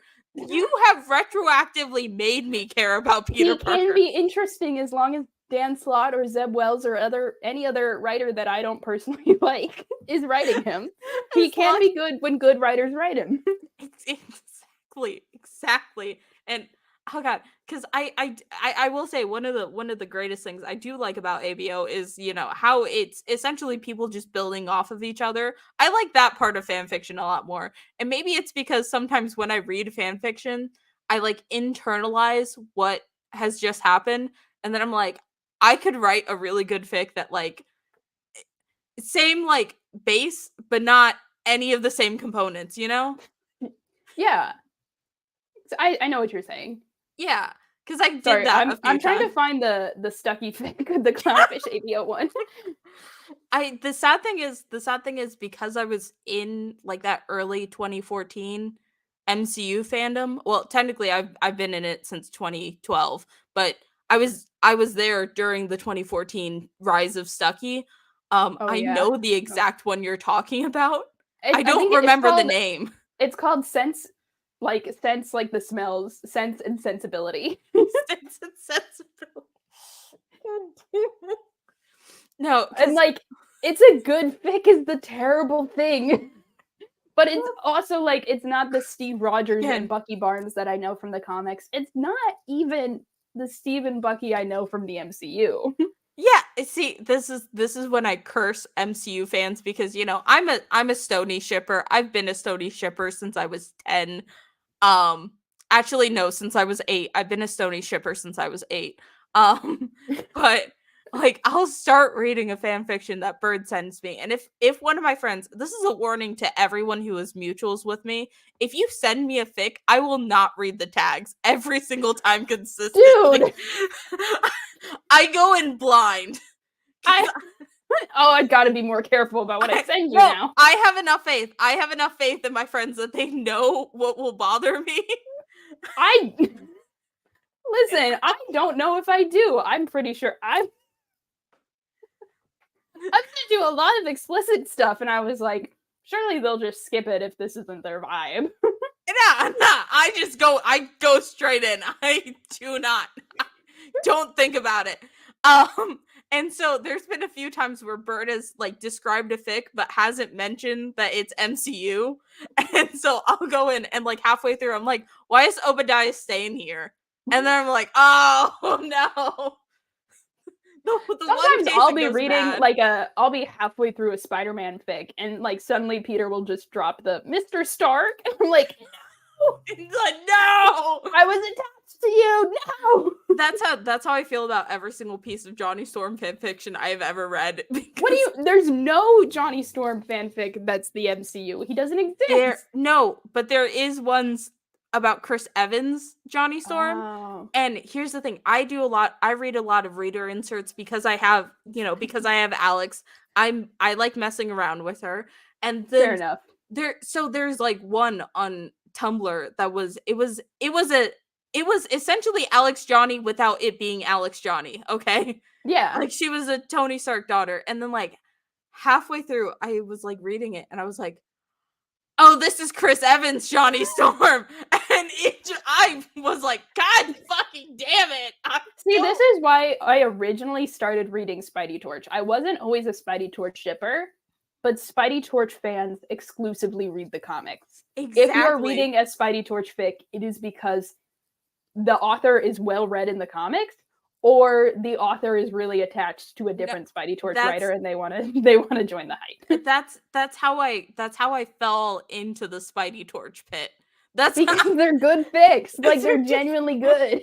And it pains me because I don't want to like Peter Parker. There's not many Spidey Torch fics, but like what there is good. There are many Spidey Pool ships. There are many Spidey Pool fics, but most of them are bad. Most of them are bad. See, that's why. See, and then, you know, there's a third category of Johnny Wyatt. There's nothing. There's none. I ran through all of them in a day. But you know that everyone who knows who Wyatt Wingfoot is has read the comics. You cannot say that about Peter Parker or Daredevil or Deadpool. You can sometimes say that or about Harry Johnny Osborn. Storm. Parkspawn fics are like, that is my villain origin story. This is how I turn into the Green Goblin. That. I feel sorry about you for that one because ASM alone, or no, to Sam. The Sam Raimi movies did make some weird choices with Harry, but they're not awful. They're not super weird about it. But The Amazing Spider-Man 2 introduced Harry Osborn in the weirdest possible way, and they twinkified him in a way that I don't know how I feel. Like, is Harry Osborn a twink? Yes, but not in that direction. Not in that way. He's like in between a twink and a twunk, right? No, he's like if a twink was like saddled. He's like if a twink didn't fuck. He's like if a twink was also a straight man. He's a sink. Well, what? He's a sink. A sad twink. How do I even begin to describe Harry Osborn, but in a way that is funny and not unhinged? See, you just be like me and you create a Johnny Suffers collection and then you memorize every single issue. That's just every appearance of Harry Osborn. He's never not suffering. Oh, God. That's what I found out about Johnny Storm. That's why I slowly figured out. Because at first I was like, oh, I'll just collect like the Elijah arcs, the Elijah arc. I thought that there was only one. I was like, I'll collect that. I'll get the issues with Crystal in it, where Crystal left him. I'll get the issues where Frankie left him. And I was like, that'll be it. I'll be done. I was so wrong. Just Elijah alone has her own like mini like set in this collection. Yeah, like if I ever start collecting old comics, and I have already started, I have to limit myself to just the Spectacular Spider-Man arc where Harry is the Green Goblin and then dies about it. But like, God, he dies in the most homoerotic way possible. He dies with Peter's hand clutched in his after saving Peter's life from a convoluted trap that he set up. Oh my God. But like before that, there's this scene where like Peter's doing like several issues back. There's this scene where Peter's fighting a different villain. The Green Goblin swoops in, takes care of that villain for Peter. And Peter was like, I was handling it. Go away, Harry. Like, I'm busy here. Let the grown-ups talk. And he's like, please take me seriously. And so Harry grabs him and they go off into the woods. How did they get woods? I don't know. It's raining. It's dark. They both take off their masks because they already, of course, they know who each other are. And Peter is like, I see that you're clearly emotionally distressed. And he says the lines, you want my life, take it, it's yours. And then Harry tries to kill him, but at the last possible second, he like swerves away and starts like openly weeping. And he's like, I can't, I love you more than I love my father. And it's like, you're about to get me to be a Parksborn shipper. Dude, like 5 seconds. The homoeroticism is insane. Read Spectacular Spider-Man issues. I think it's it starts in 178 to 200. I can't believe I'm gonna have to read Spider-Man. It was already bad enough. Someone got me to read X Factor. It was Spectacular Spider-Man is genuinely one of the better Spider-Man runs of like the older comics because Peter loves his wife so much. And also Harry loves his wife so much. They love their family so much, but yet they are also incredibly gay. But they are also gay. That's my favorite. Harry is simultaneously like would be fixed by just getting married to a man, letting go of his like problems with his father, truly accepting himself as a sensitive, weak person who is strong in like his emotions and his ability to care for people. But he is also would be better by like being a good father and husband to a woman and child. This sounds exactly like the Crystal arc of Fantastic Four. No, but Harry does not get cheated on by Liz Allen. Okay, yeah. Except Liz for the Allen cheating part. is one of my favorite Spider-Man like love interests. Like not for Peter, but just like a person who has grown past Spider-Man. It's grown past Spider-Man. She's like, I'm better than Peter Parker. I guess I'm gonna marry his gay best friend. That's how I feel about Crystal, because I feel like, okay, so like, you know, there's a lot of Human Torch fans, but I feel like all of them like pick like a specific female love interest to be into, and like most people pick Frankie Reyes because of course you do. She's the best one. Yeah. But I'm of the small opinion of I love Dory Evans and Crystal and McQuaylan. But like, I love them too, but to me they just feel like Johnny's beards. That's because literally what, issue 8 of Amazing Spider-Man, Peter crashes a party that Dory's at in full Spider-Man gear and is like, you're too much of a pussy to fight me, Johnny. And Johnny's like, what are you doing here? And then at the end, they fight obviously because Johnny's like, I'm not gonna back down from a challenge. He's like, I'm not taking this. Yeah, at the end, the Fantastic Four show up and they're like, Johnny, stop fighting Spider-Man. And Spider-Man started it. Yeah, Spider-Man was this in the black suit or did he just do this for funsies? This is issue 8 of Amazing Spider-Man. This is from 1963. Yeah, that checks out. I remember this issue. Yeah. Yeah, he just had anger issues and was weird. And at the end, he's like, I'm gonna flip away now, but then he flirts with Sue Storm just randomly. He's like, here's a little heart on the ground for you, Susie, and the dips. And I'm just like, what? fuck? It's because okay, so issue 3 of obviously issue 1 of Amazing Spider-Man features him and the Fantastic Four, and issue 3 of Amazing Spider-Man features him and Johnny. Specifically, Johnny doesn't do math. The issue is with those two is they're so ungodly expensive. They're like thousands of dollars, and I'm not ready. I'm not ready to commit that much. However, issue 8 of Amazing Spider-Man, it's only a couple hundred. My god. It costs less than how much I paid for the first appearance of Wyatt Wingfoot.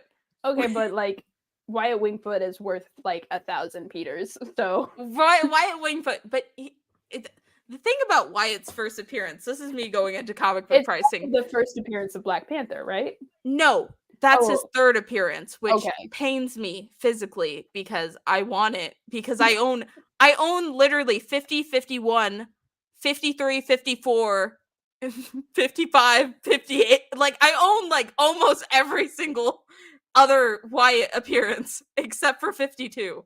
But the problem with Wyatt Wingfoot's first appearance is that it's at the end of the first Galactus arc. Oh, so it's like the second appearance of the Silver Surfer. And second appearances go for almost just as much as first appearances sometimes, depending on the character. And so I had to pay $200 dues, which is less to do anything. I did have to. I literally, because it was the same day that he was announced to be in Sensational She-Hulk #2. So I was like, all right, we're done. we're getting this. There was another issue. I paid too much money for Asbestos Man. Let me be honest here. It was a really good copy of Asbestos Man because I showed up there. I was like, okay, do you have issue? I was asking this booth, hey, do you have any issues of Strange Tales? Because I wanted issues of Strange Tales, and they're super hard to find at local comic book shops. So I was like, do you have any issues? And they were like, oh yeah, we have 110 and we have 111. And I was like, is that Asbestos Man? And these motherfuckers were like, who? And I'm like, that's Asbestos Man. Yeah, no one knows who that is. No one knows except for me. He's not even like one of those like joke villains from like the Silver Golden. Because he is. He's one of those joke villains, but then there are joke villains that they bring back specifically. Yes, exactly. No one. He's not intimidating. He's just there to get his ass kicked. Just like Shocker. Yeah, no, but they did mention Asbestos Man, like, 2015, because he dies. He fucking dies of asbestos poisoning. Yeah, and like that's the funniest thing you can do with him. And I like to think that every single time afterwards where Johnny mentions Paste Pot Pete, because Paste Pot Pete and Asbestos Man, they kind of go hand in hand. They're his Strange Tales days villains. Yeah. But I feel like every single time he mentions Paste Pot Pete after like telling someone about his death or Asbestos Man's death, he's like, I don't really want to bring up Asbestos Man because that's just like sad now. Yeah, like it is really upsetting. That's like being like, oh yeah, this is our villain, Cigarette Man. This villain I've known since I was like 15, like died tragically trying to fight me.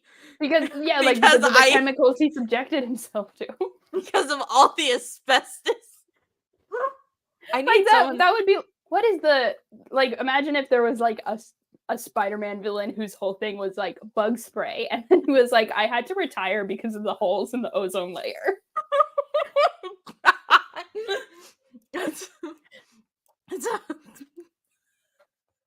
The holes in the ozone layer. I thought you were about to say because he ingested too much bug spray.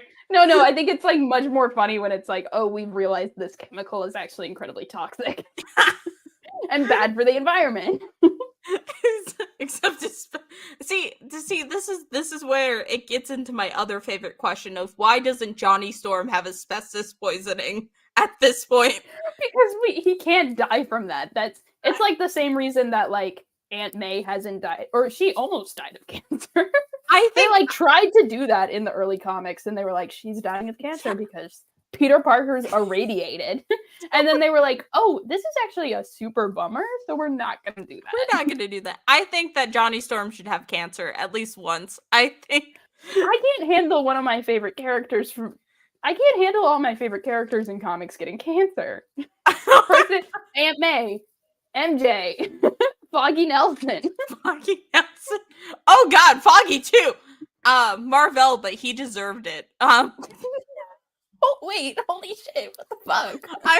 I'm sorry. No one deserves cancer. Yikes. This is also because like in my family, like a lot of people have gotten cancer, so I've just become like I'm a little bit more jokey about it than I'm the opposite. I'm like, oh, I'm genetically predisposed. Oh no. Oh yeah. Sorry, I'm a little bit more jokey about it. I should have prefaced that, but I say this because Marvel literally. Okay, I have this comic literally sitting right next to me because this is how much this issue pisses me off. Issue 17 of Captain Marvel. Rick Jones is like, I'm going to leave the Avengers. I'm going to go on my own. And then guess what Marvel does? He tricks Rick Jones to go into a cave and bond with him, like soul bond with him, and like takes over his life. What is soul bonding? Okay, well, he gets the nega bands. And so they're words that definitely make sense. The nega bands, essentially, you clash them together, you swap places with Marvel in the negative zone. This is why I stick to street level heroes, because that was some comic book nonsense. Yeah, no, but basically, Rick Jones was running around trying to free Marvel. Eventually he does with the help of the Fantastic Four. But then, so Marvel, like, I can't remember if he dies or if he just gets stuck again, and he's like mind melded with Rick Jones, and he's like, Rick, give up your music career and come and help me. And Rick Jones is like, no, I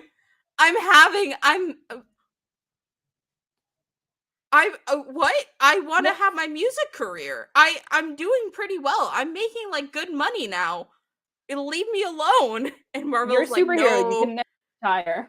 It's like, he's not even a superhero. He's just a guy. He's just some guy.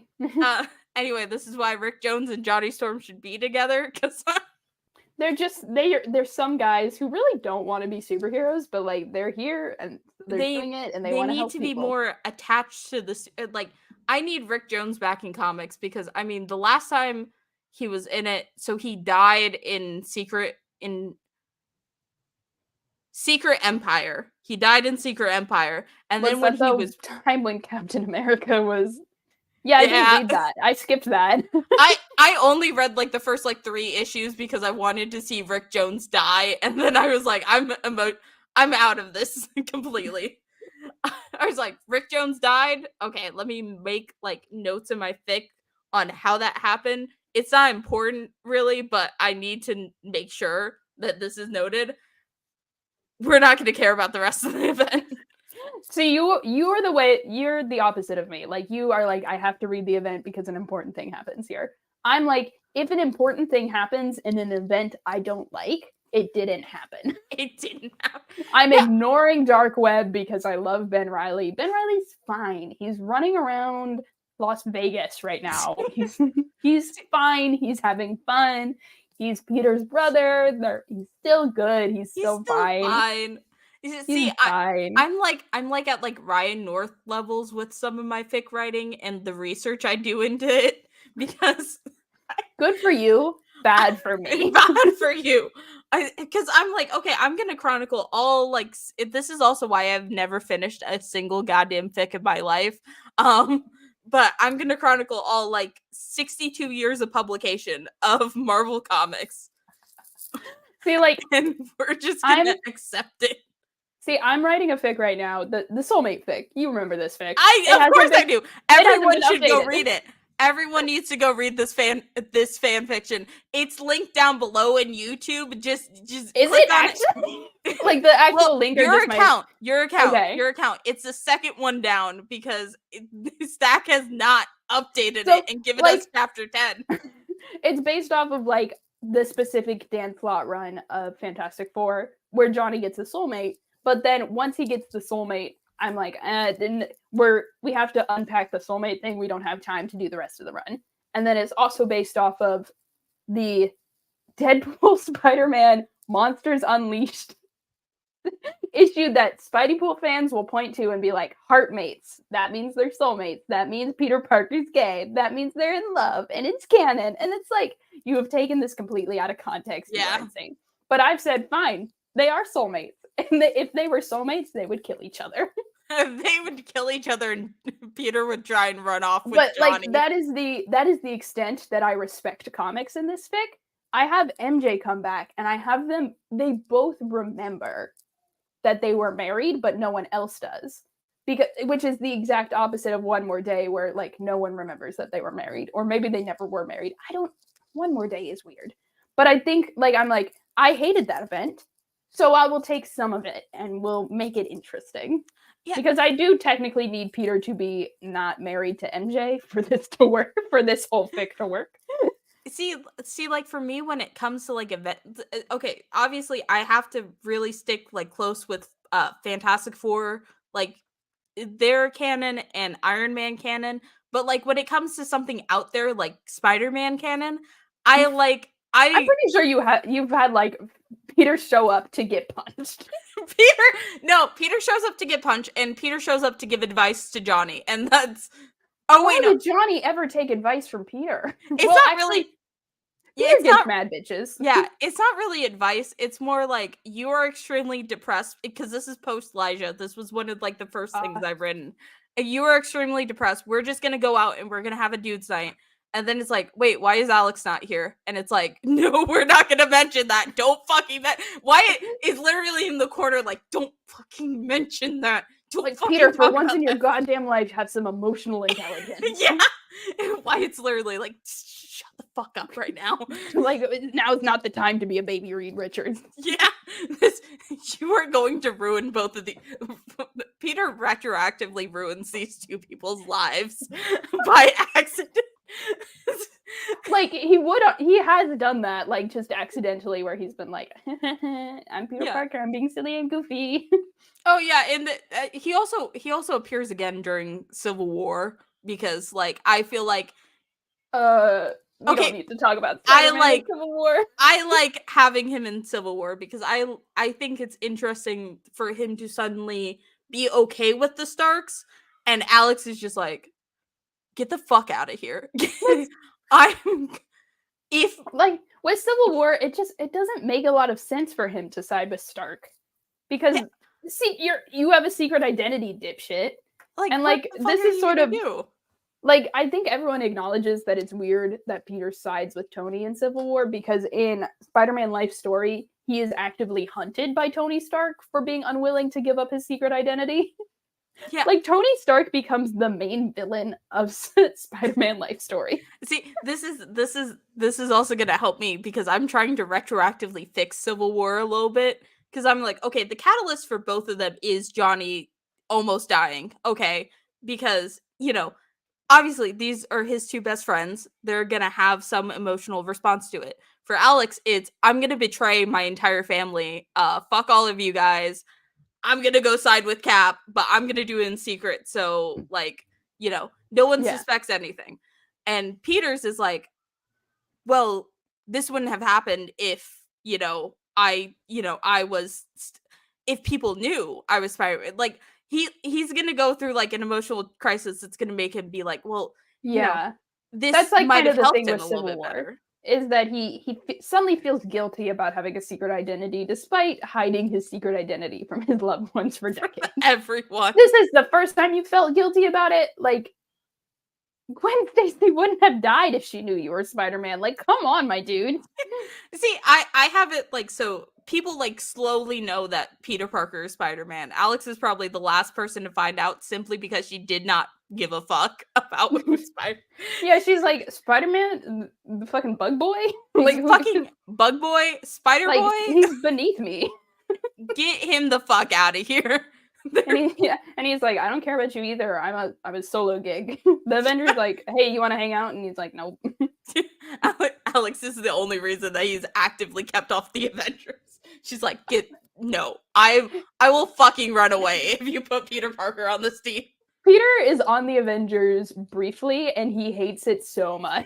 He's like, God, The Avengers are ass. It's when Wolverine is also on the Avengers. So well, that doesn't help anything. Like, I'm caught. Like, Tony and Logan mostly, but Tony a little bit, and also kind of Steve.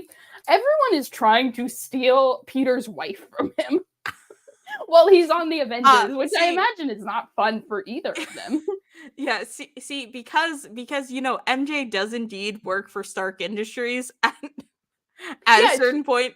I have does in the comics, but it's when they're no longer married. Yeah, I retroactively have it, so Alex is like, "Hey, this is the doomed Yuri I put in my fics because MJ, like, obviously 616 isn't going to make MJ bisexual. I mean, they could. I can. They could. Will. But Earth 65 Gwen or MJ is bisexual.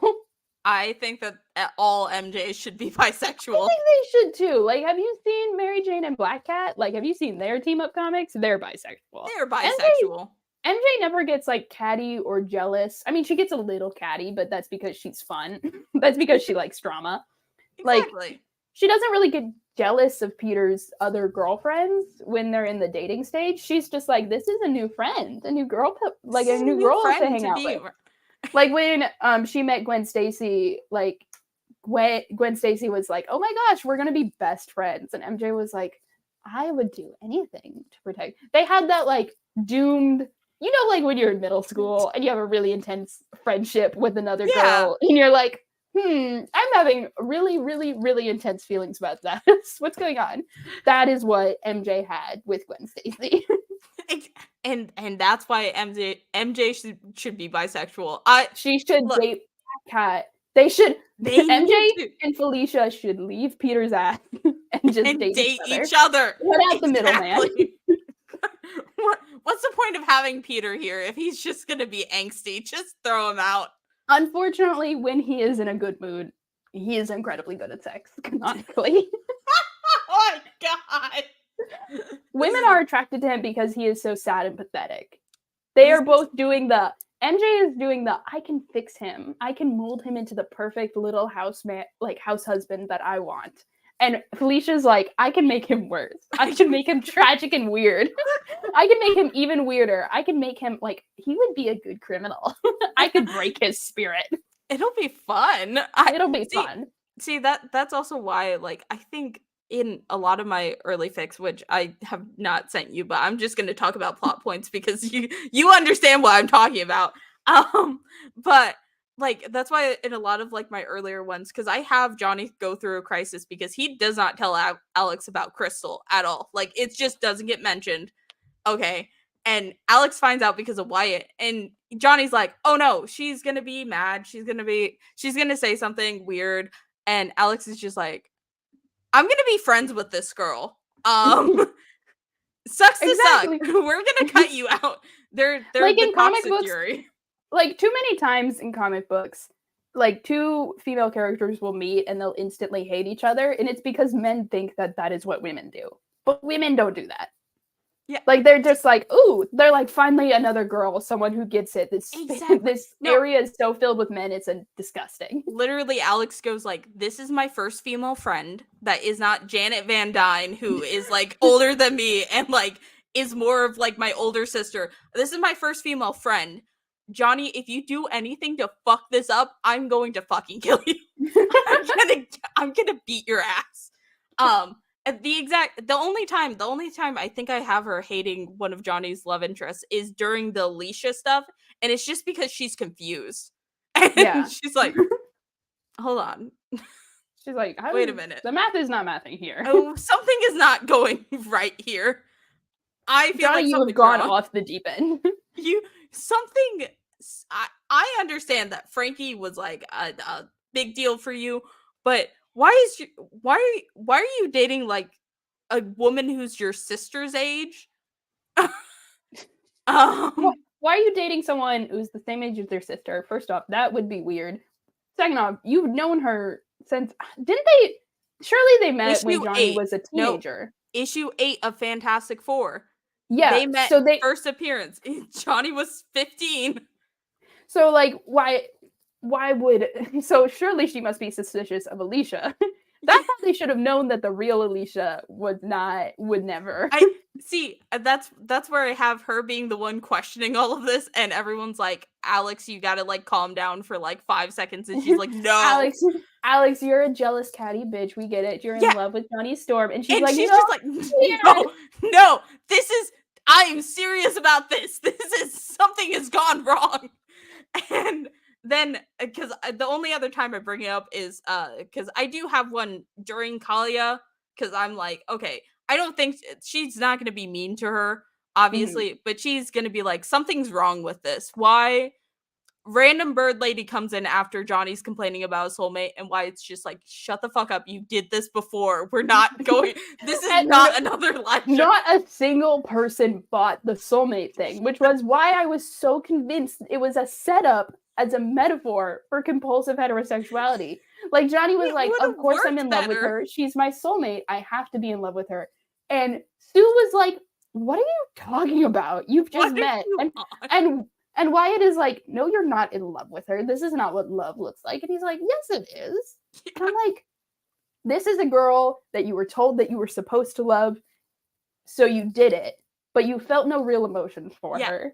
And so if he was like, so that was the perfect opportunity for Wyatt to be like, you don't love her. And Johnny could have been like, no, you're right, I love you. And then it's like, that makes so much more sense. Perfect metaphor for compulsive heterosexuality. And this is why I think that Dan Slott was trying to get them canon, because like, why would he immediately go to see Wyatt, a character that's not even that particularly popular, after this huge space adventure? Also, if Dan Slott did not have plans to make them kiss. Yeah, also, wasn't he like actively trying to ditch Kalia too? He was like even Johnny wasn't that into her. Yeah, he was like, I'm gonna go help Wyatt.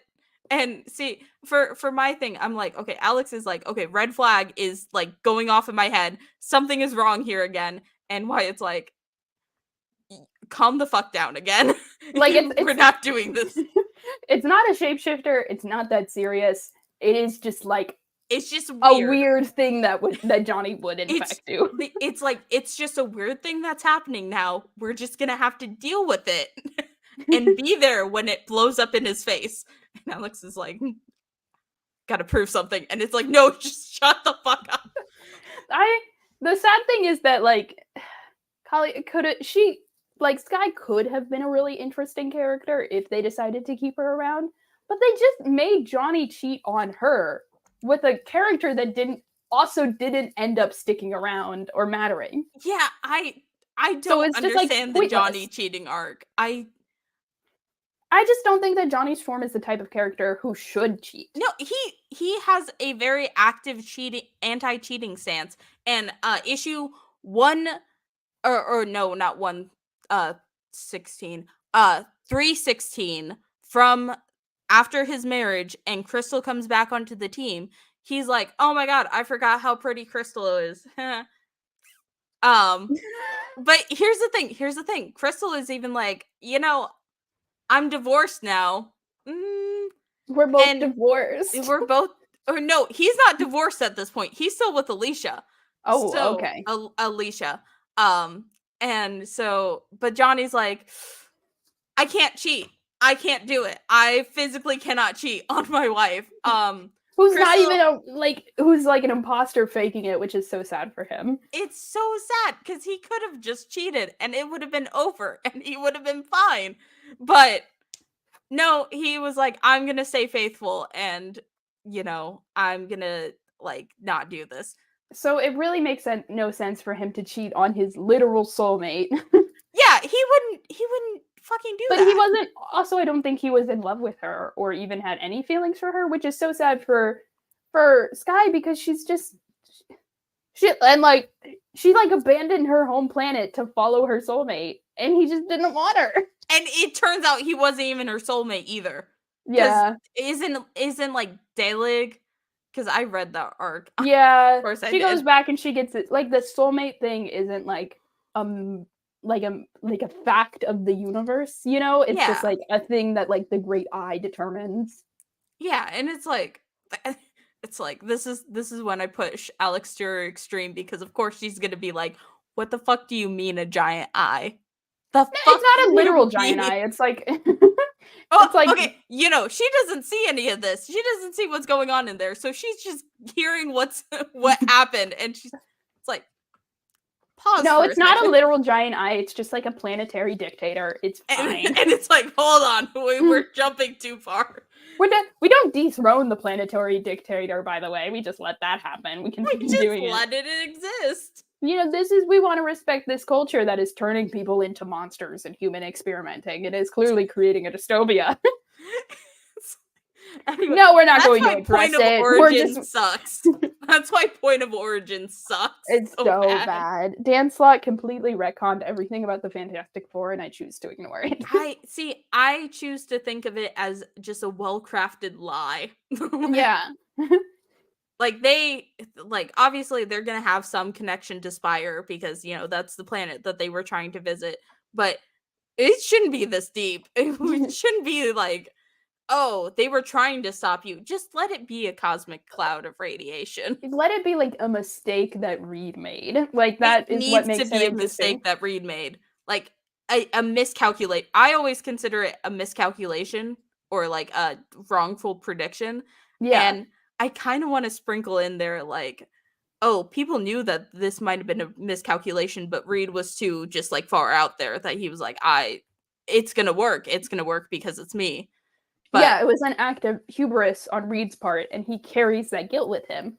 And Ben and Sue, while still harmed by Reed's mistake, kind of hold the regret of bringing a 15-year-old bringing on this a mission. Fucking 15-year-old.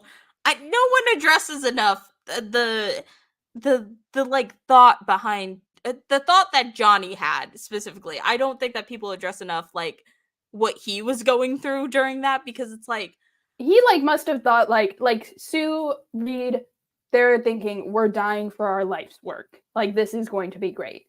Ben already lived a pretty full life, was he was an Air Force pilot. He has he probably already had come to terms with the fact that he was going to die like this. Yeah. Johnny is 15. He has a lot of life to live. He doesn't. He thinks he's going to die in a space crash. It's like, what was he? That's when I kind of set into the pieces that okay, he meets Alex pre anything happening with the Fantastic Four, and Alex is on this level that she doesn't even remember that he exists, okay, because she's well accomplished at this point, and he's like, okay, I want this person to notice me. Hey, Reed, about that space program. And oh no. I know. I'm like, I like adding angst to this. It's literally literally, because I have the ending written out. I still need to write the dialogue in between Reed and Johnny about her, but I literally have the ending to the first part being like, hey, Reed, are they still accepting applicants to that NASA program? And that's how the first part ends. Oh. Because it's not going to be, I don't want it to be it's because he's into her. I want it to be more of okay, he's at this party. To exist in the same circle as she does. Exactly. He wants to be able to be as accomplished as she is. And now that I realize that, I need to bring it up at the end too, because just the bookends, because yes. That's not the most fucked up thing a person has ever done to try and be even on the level of Alex, because I have Rick Jones doing some questionable shit. And they're so right. She's a girl boss, and she's deserves a, girl boss. A boy boss. She's Barbie, and they're just Ken. They're just Ken. They're not even just Ken. They're not even Kens yet. Yeah, they can earn their Ken. They can one day become Knuff. They can one day become Knuffer. There's so many fics. I just, because also specifically with Rick, he's being thrust into the Avengers and all of this other stuff around him, and he's just a kid. He's just a kid, and then they tell him he's not good enough for the Avengers. because he's just a little guy. Yeah. The Young Avengers hadn't been invented yet, and even if it was, Rick Jones isn't gay enough for the team. Okay, here's the thing. Rick Jones is gay enough for the team. If Rick Jones was on the Young Avengers, we wouldn't have gotten Teddy and Billy married. Like, how old are Teddy and Billy? They must be in their early 20s at most. If you are married in your early 20s, there is something gone deeply wrong in your life. Oh my god. That's why I always, like, I had a really traumatic thing happen to me where my ex-boyfriend proposed to me to try and fix our relationship. And I put that into a fic because I was like, this is some good drama. How do you feel about Kyle and North Star? I like North Star so far from what I've been reading in X Factor. Have you read the issue where he proposes to Kyle? No, but I want to know now. Because here's the thing. Jean-Paul, that's North Star's name, and Kyle are never a really particularly healthy couple. Like, Kyle starts as, like, Jean-Paul's, like, PR agent. Like, he's working for him. Like, but they start dating anyway because they're both, like, attractive and they kind of like each other. There's a chemistry there, but they fight pretty often. They're, like, a normal couple, but they're not healthy enough to get married. And so they have this big blowout fight, and Jean-Paul's like, don't leave me. I need you. Marry me. And Kyle says, what are you doing? You can't propose to me to fix our relationship problems. This isn't healthy. Don't propose to me. This is a Band-Aid solution. We should, like, go to therapy. And then the next issue, they get married. Oh my god! And then we don't really, and then no one, like, addresses Kyle saying, like, I don't think this is gonna work. But, like, now Kyle and North Star are happy and cute, like, in the current Alpha Flight, and, like, that's good, but, like, I feel like we just forgot about it. Like, North Star has just kind of become the yas, and, like, Kyle is just the husband that he has. And it's like, no. North Star used to be, like, mean and, like, an interesting character and, like, morally great. Like, he used his mutant powers to win gold medals in the Olympics. Y'all are gonna get me to be a fan of an X-Men character, and I don't know how to. He's not an X-Men character. He's an Alpha Flight character. Oh, thank God. Just because he's a mutant doesn't mean he's an X-Men. I'm safe. Okay, that's good. He does eventually join the X-Men at some point, and, like, he goes over to the X-Mansion, like, when it's still a school, and Charles is like, well, you're a mutant, and you're an adult, you should maybe teach a class. And he's like, and North Star's like, what am I supposed to teach? Boys' gym? Like, he is, like, aware that Charles Xavier is homophobic. He's like, yes, we're all mutants, but I don't trust you guys because I'm gay. Oh my God. And, like, that's interesting. And that is something, like, the X-Men Voices brought this up with Mystique and Destiny, and I want to see more of that. I want to see more of, like, how mutants understand real life, like, minority things. Because, like, I feel like there's a lot to be discussed with, like, racism within the mutant community. Because, again, like, Kitty Pryde says the N-word a lot. How often do they mistreat Storm? Specifically Storm. Like, if the writers were actually good to Storm, we would get an answer to that question. Eve E. Wing. Eve E. Wing deserves a Storm ongoing, or just someone. I think Storm does currently have an ongoing, or it's she a did mini. have everything. And the worst thing about this mini is it takes place in the 90s again. But the 90s are such a fun era. It's fun, but not for Storm. That's fair. Is that her Mohawk era? Yeah, it's the Mohawk. Okay, but that's kind of her gayest era.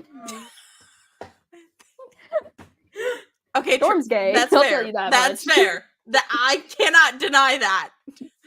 I don't read enough X-Men to deny that Storm is gay from the Mohawk era.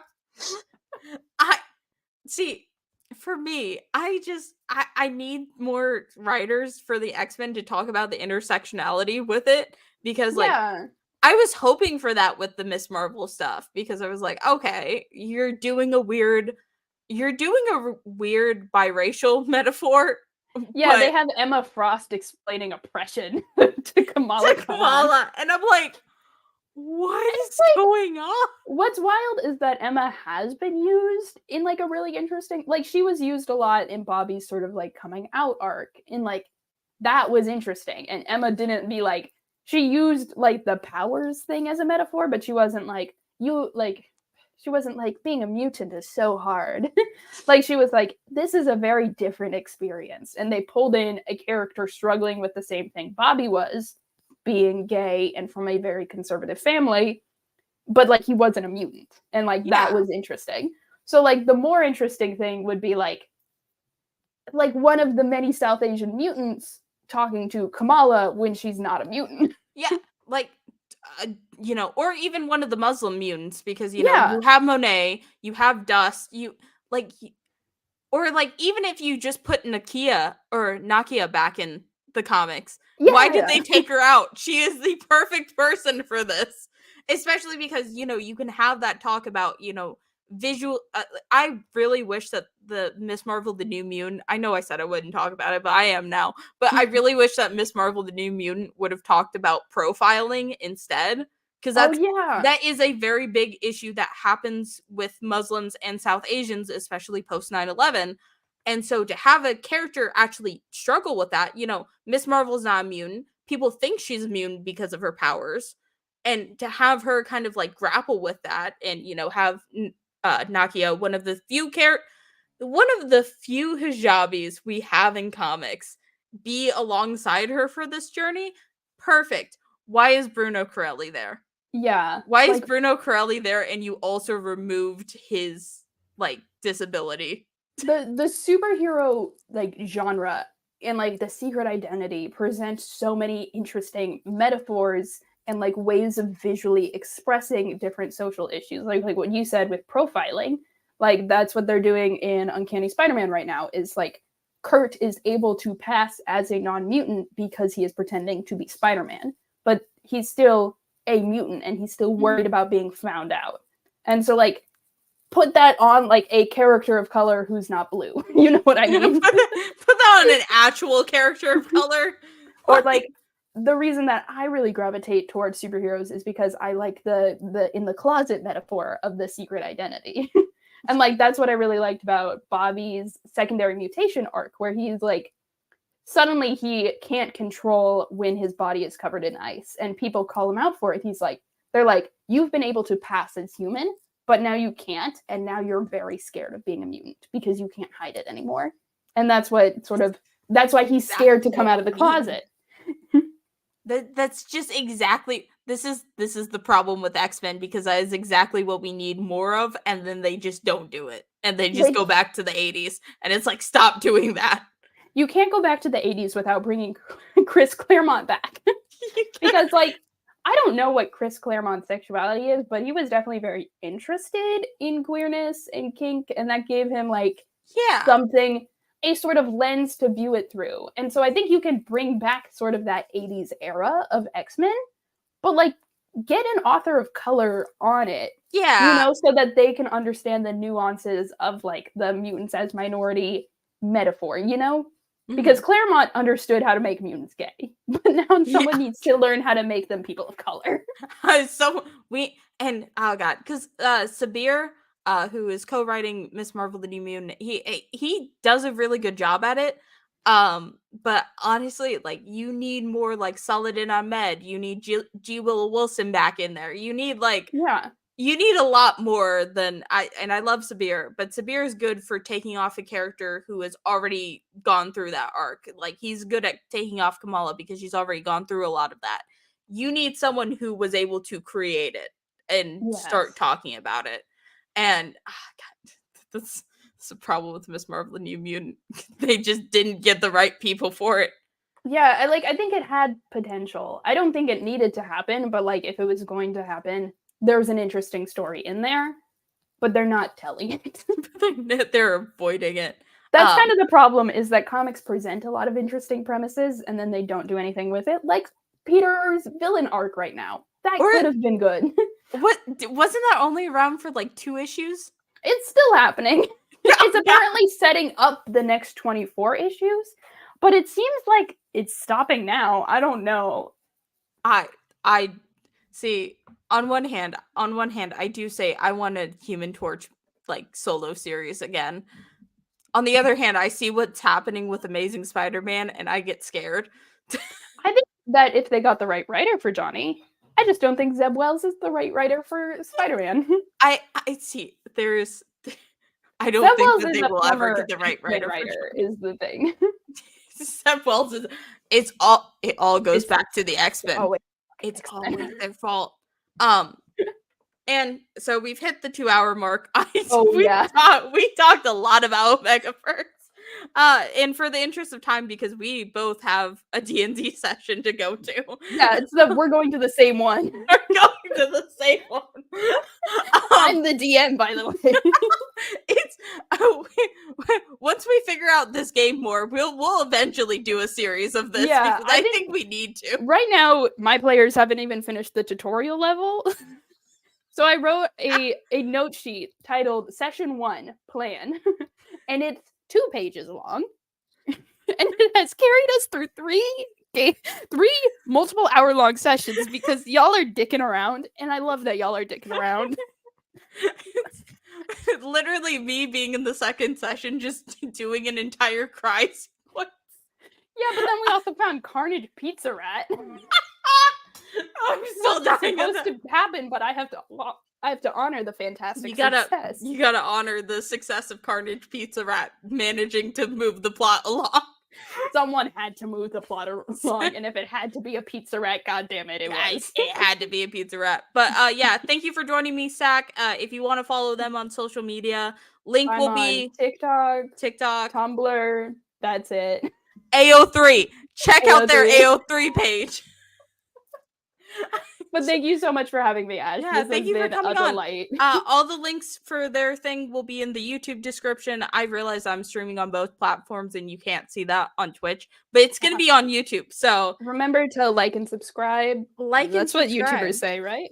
I think so. I'm not very good at this. Bell. No, honestly, smash that notification bell because I never plan. I have yet to find a consistent day to do these. I just do them whenever people are free. So there is no stream schedule. I'm going to be on here and you're either going to be here or you're not. But anyway, thank you all. Thank you, Stack. And hopefully thank you for having me. Thank you to the chat. Thank you for the thank you to the chat. I like seeing all the comments. It's so fun, but I'll be on a rant and they'll come in late and I'll just be like, I'm sorry.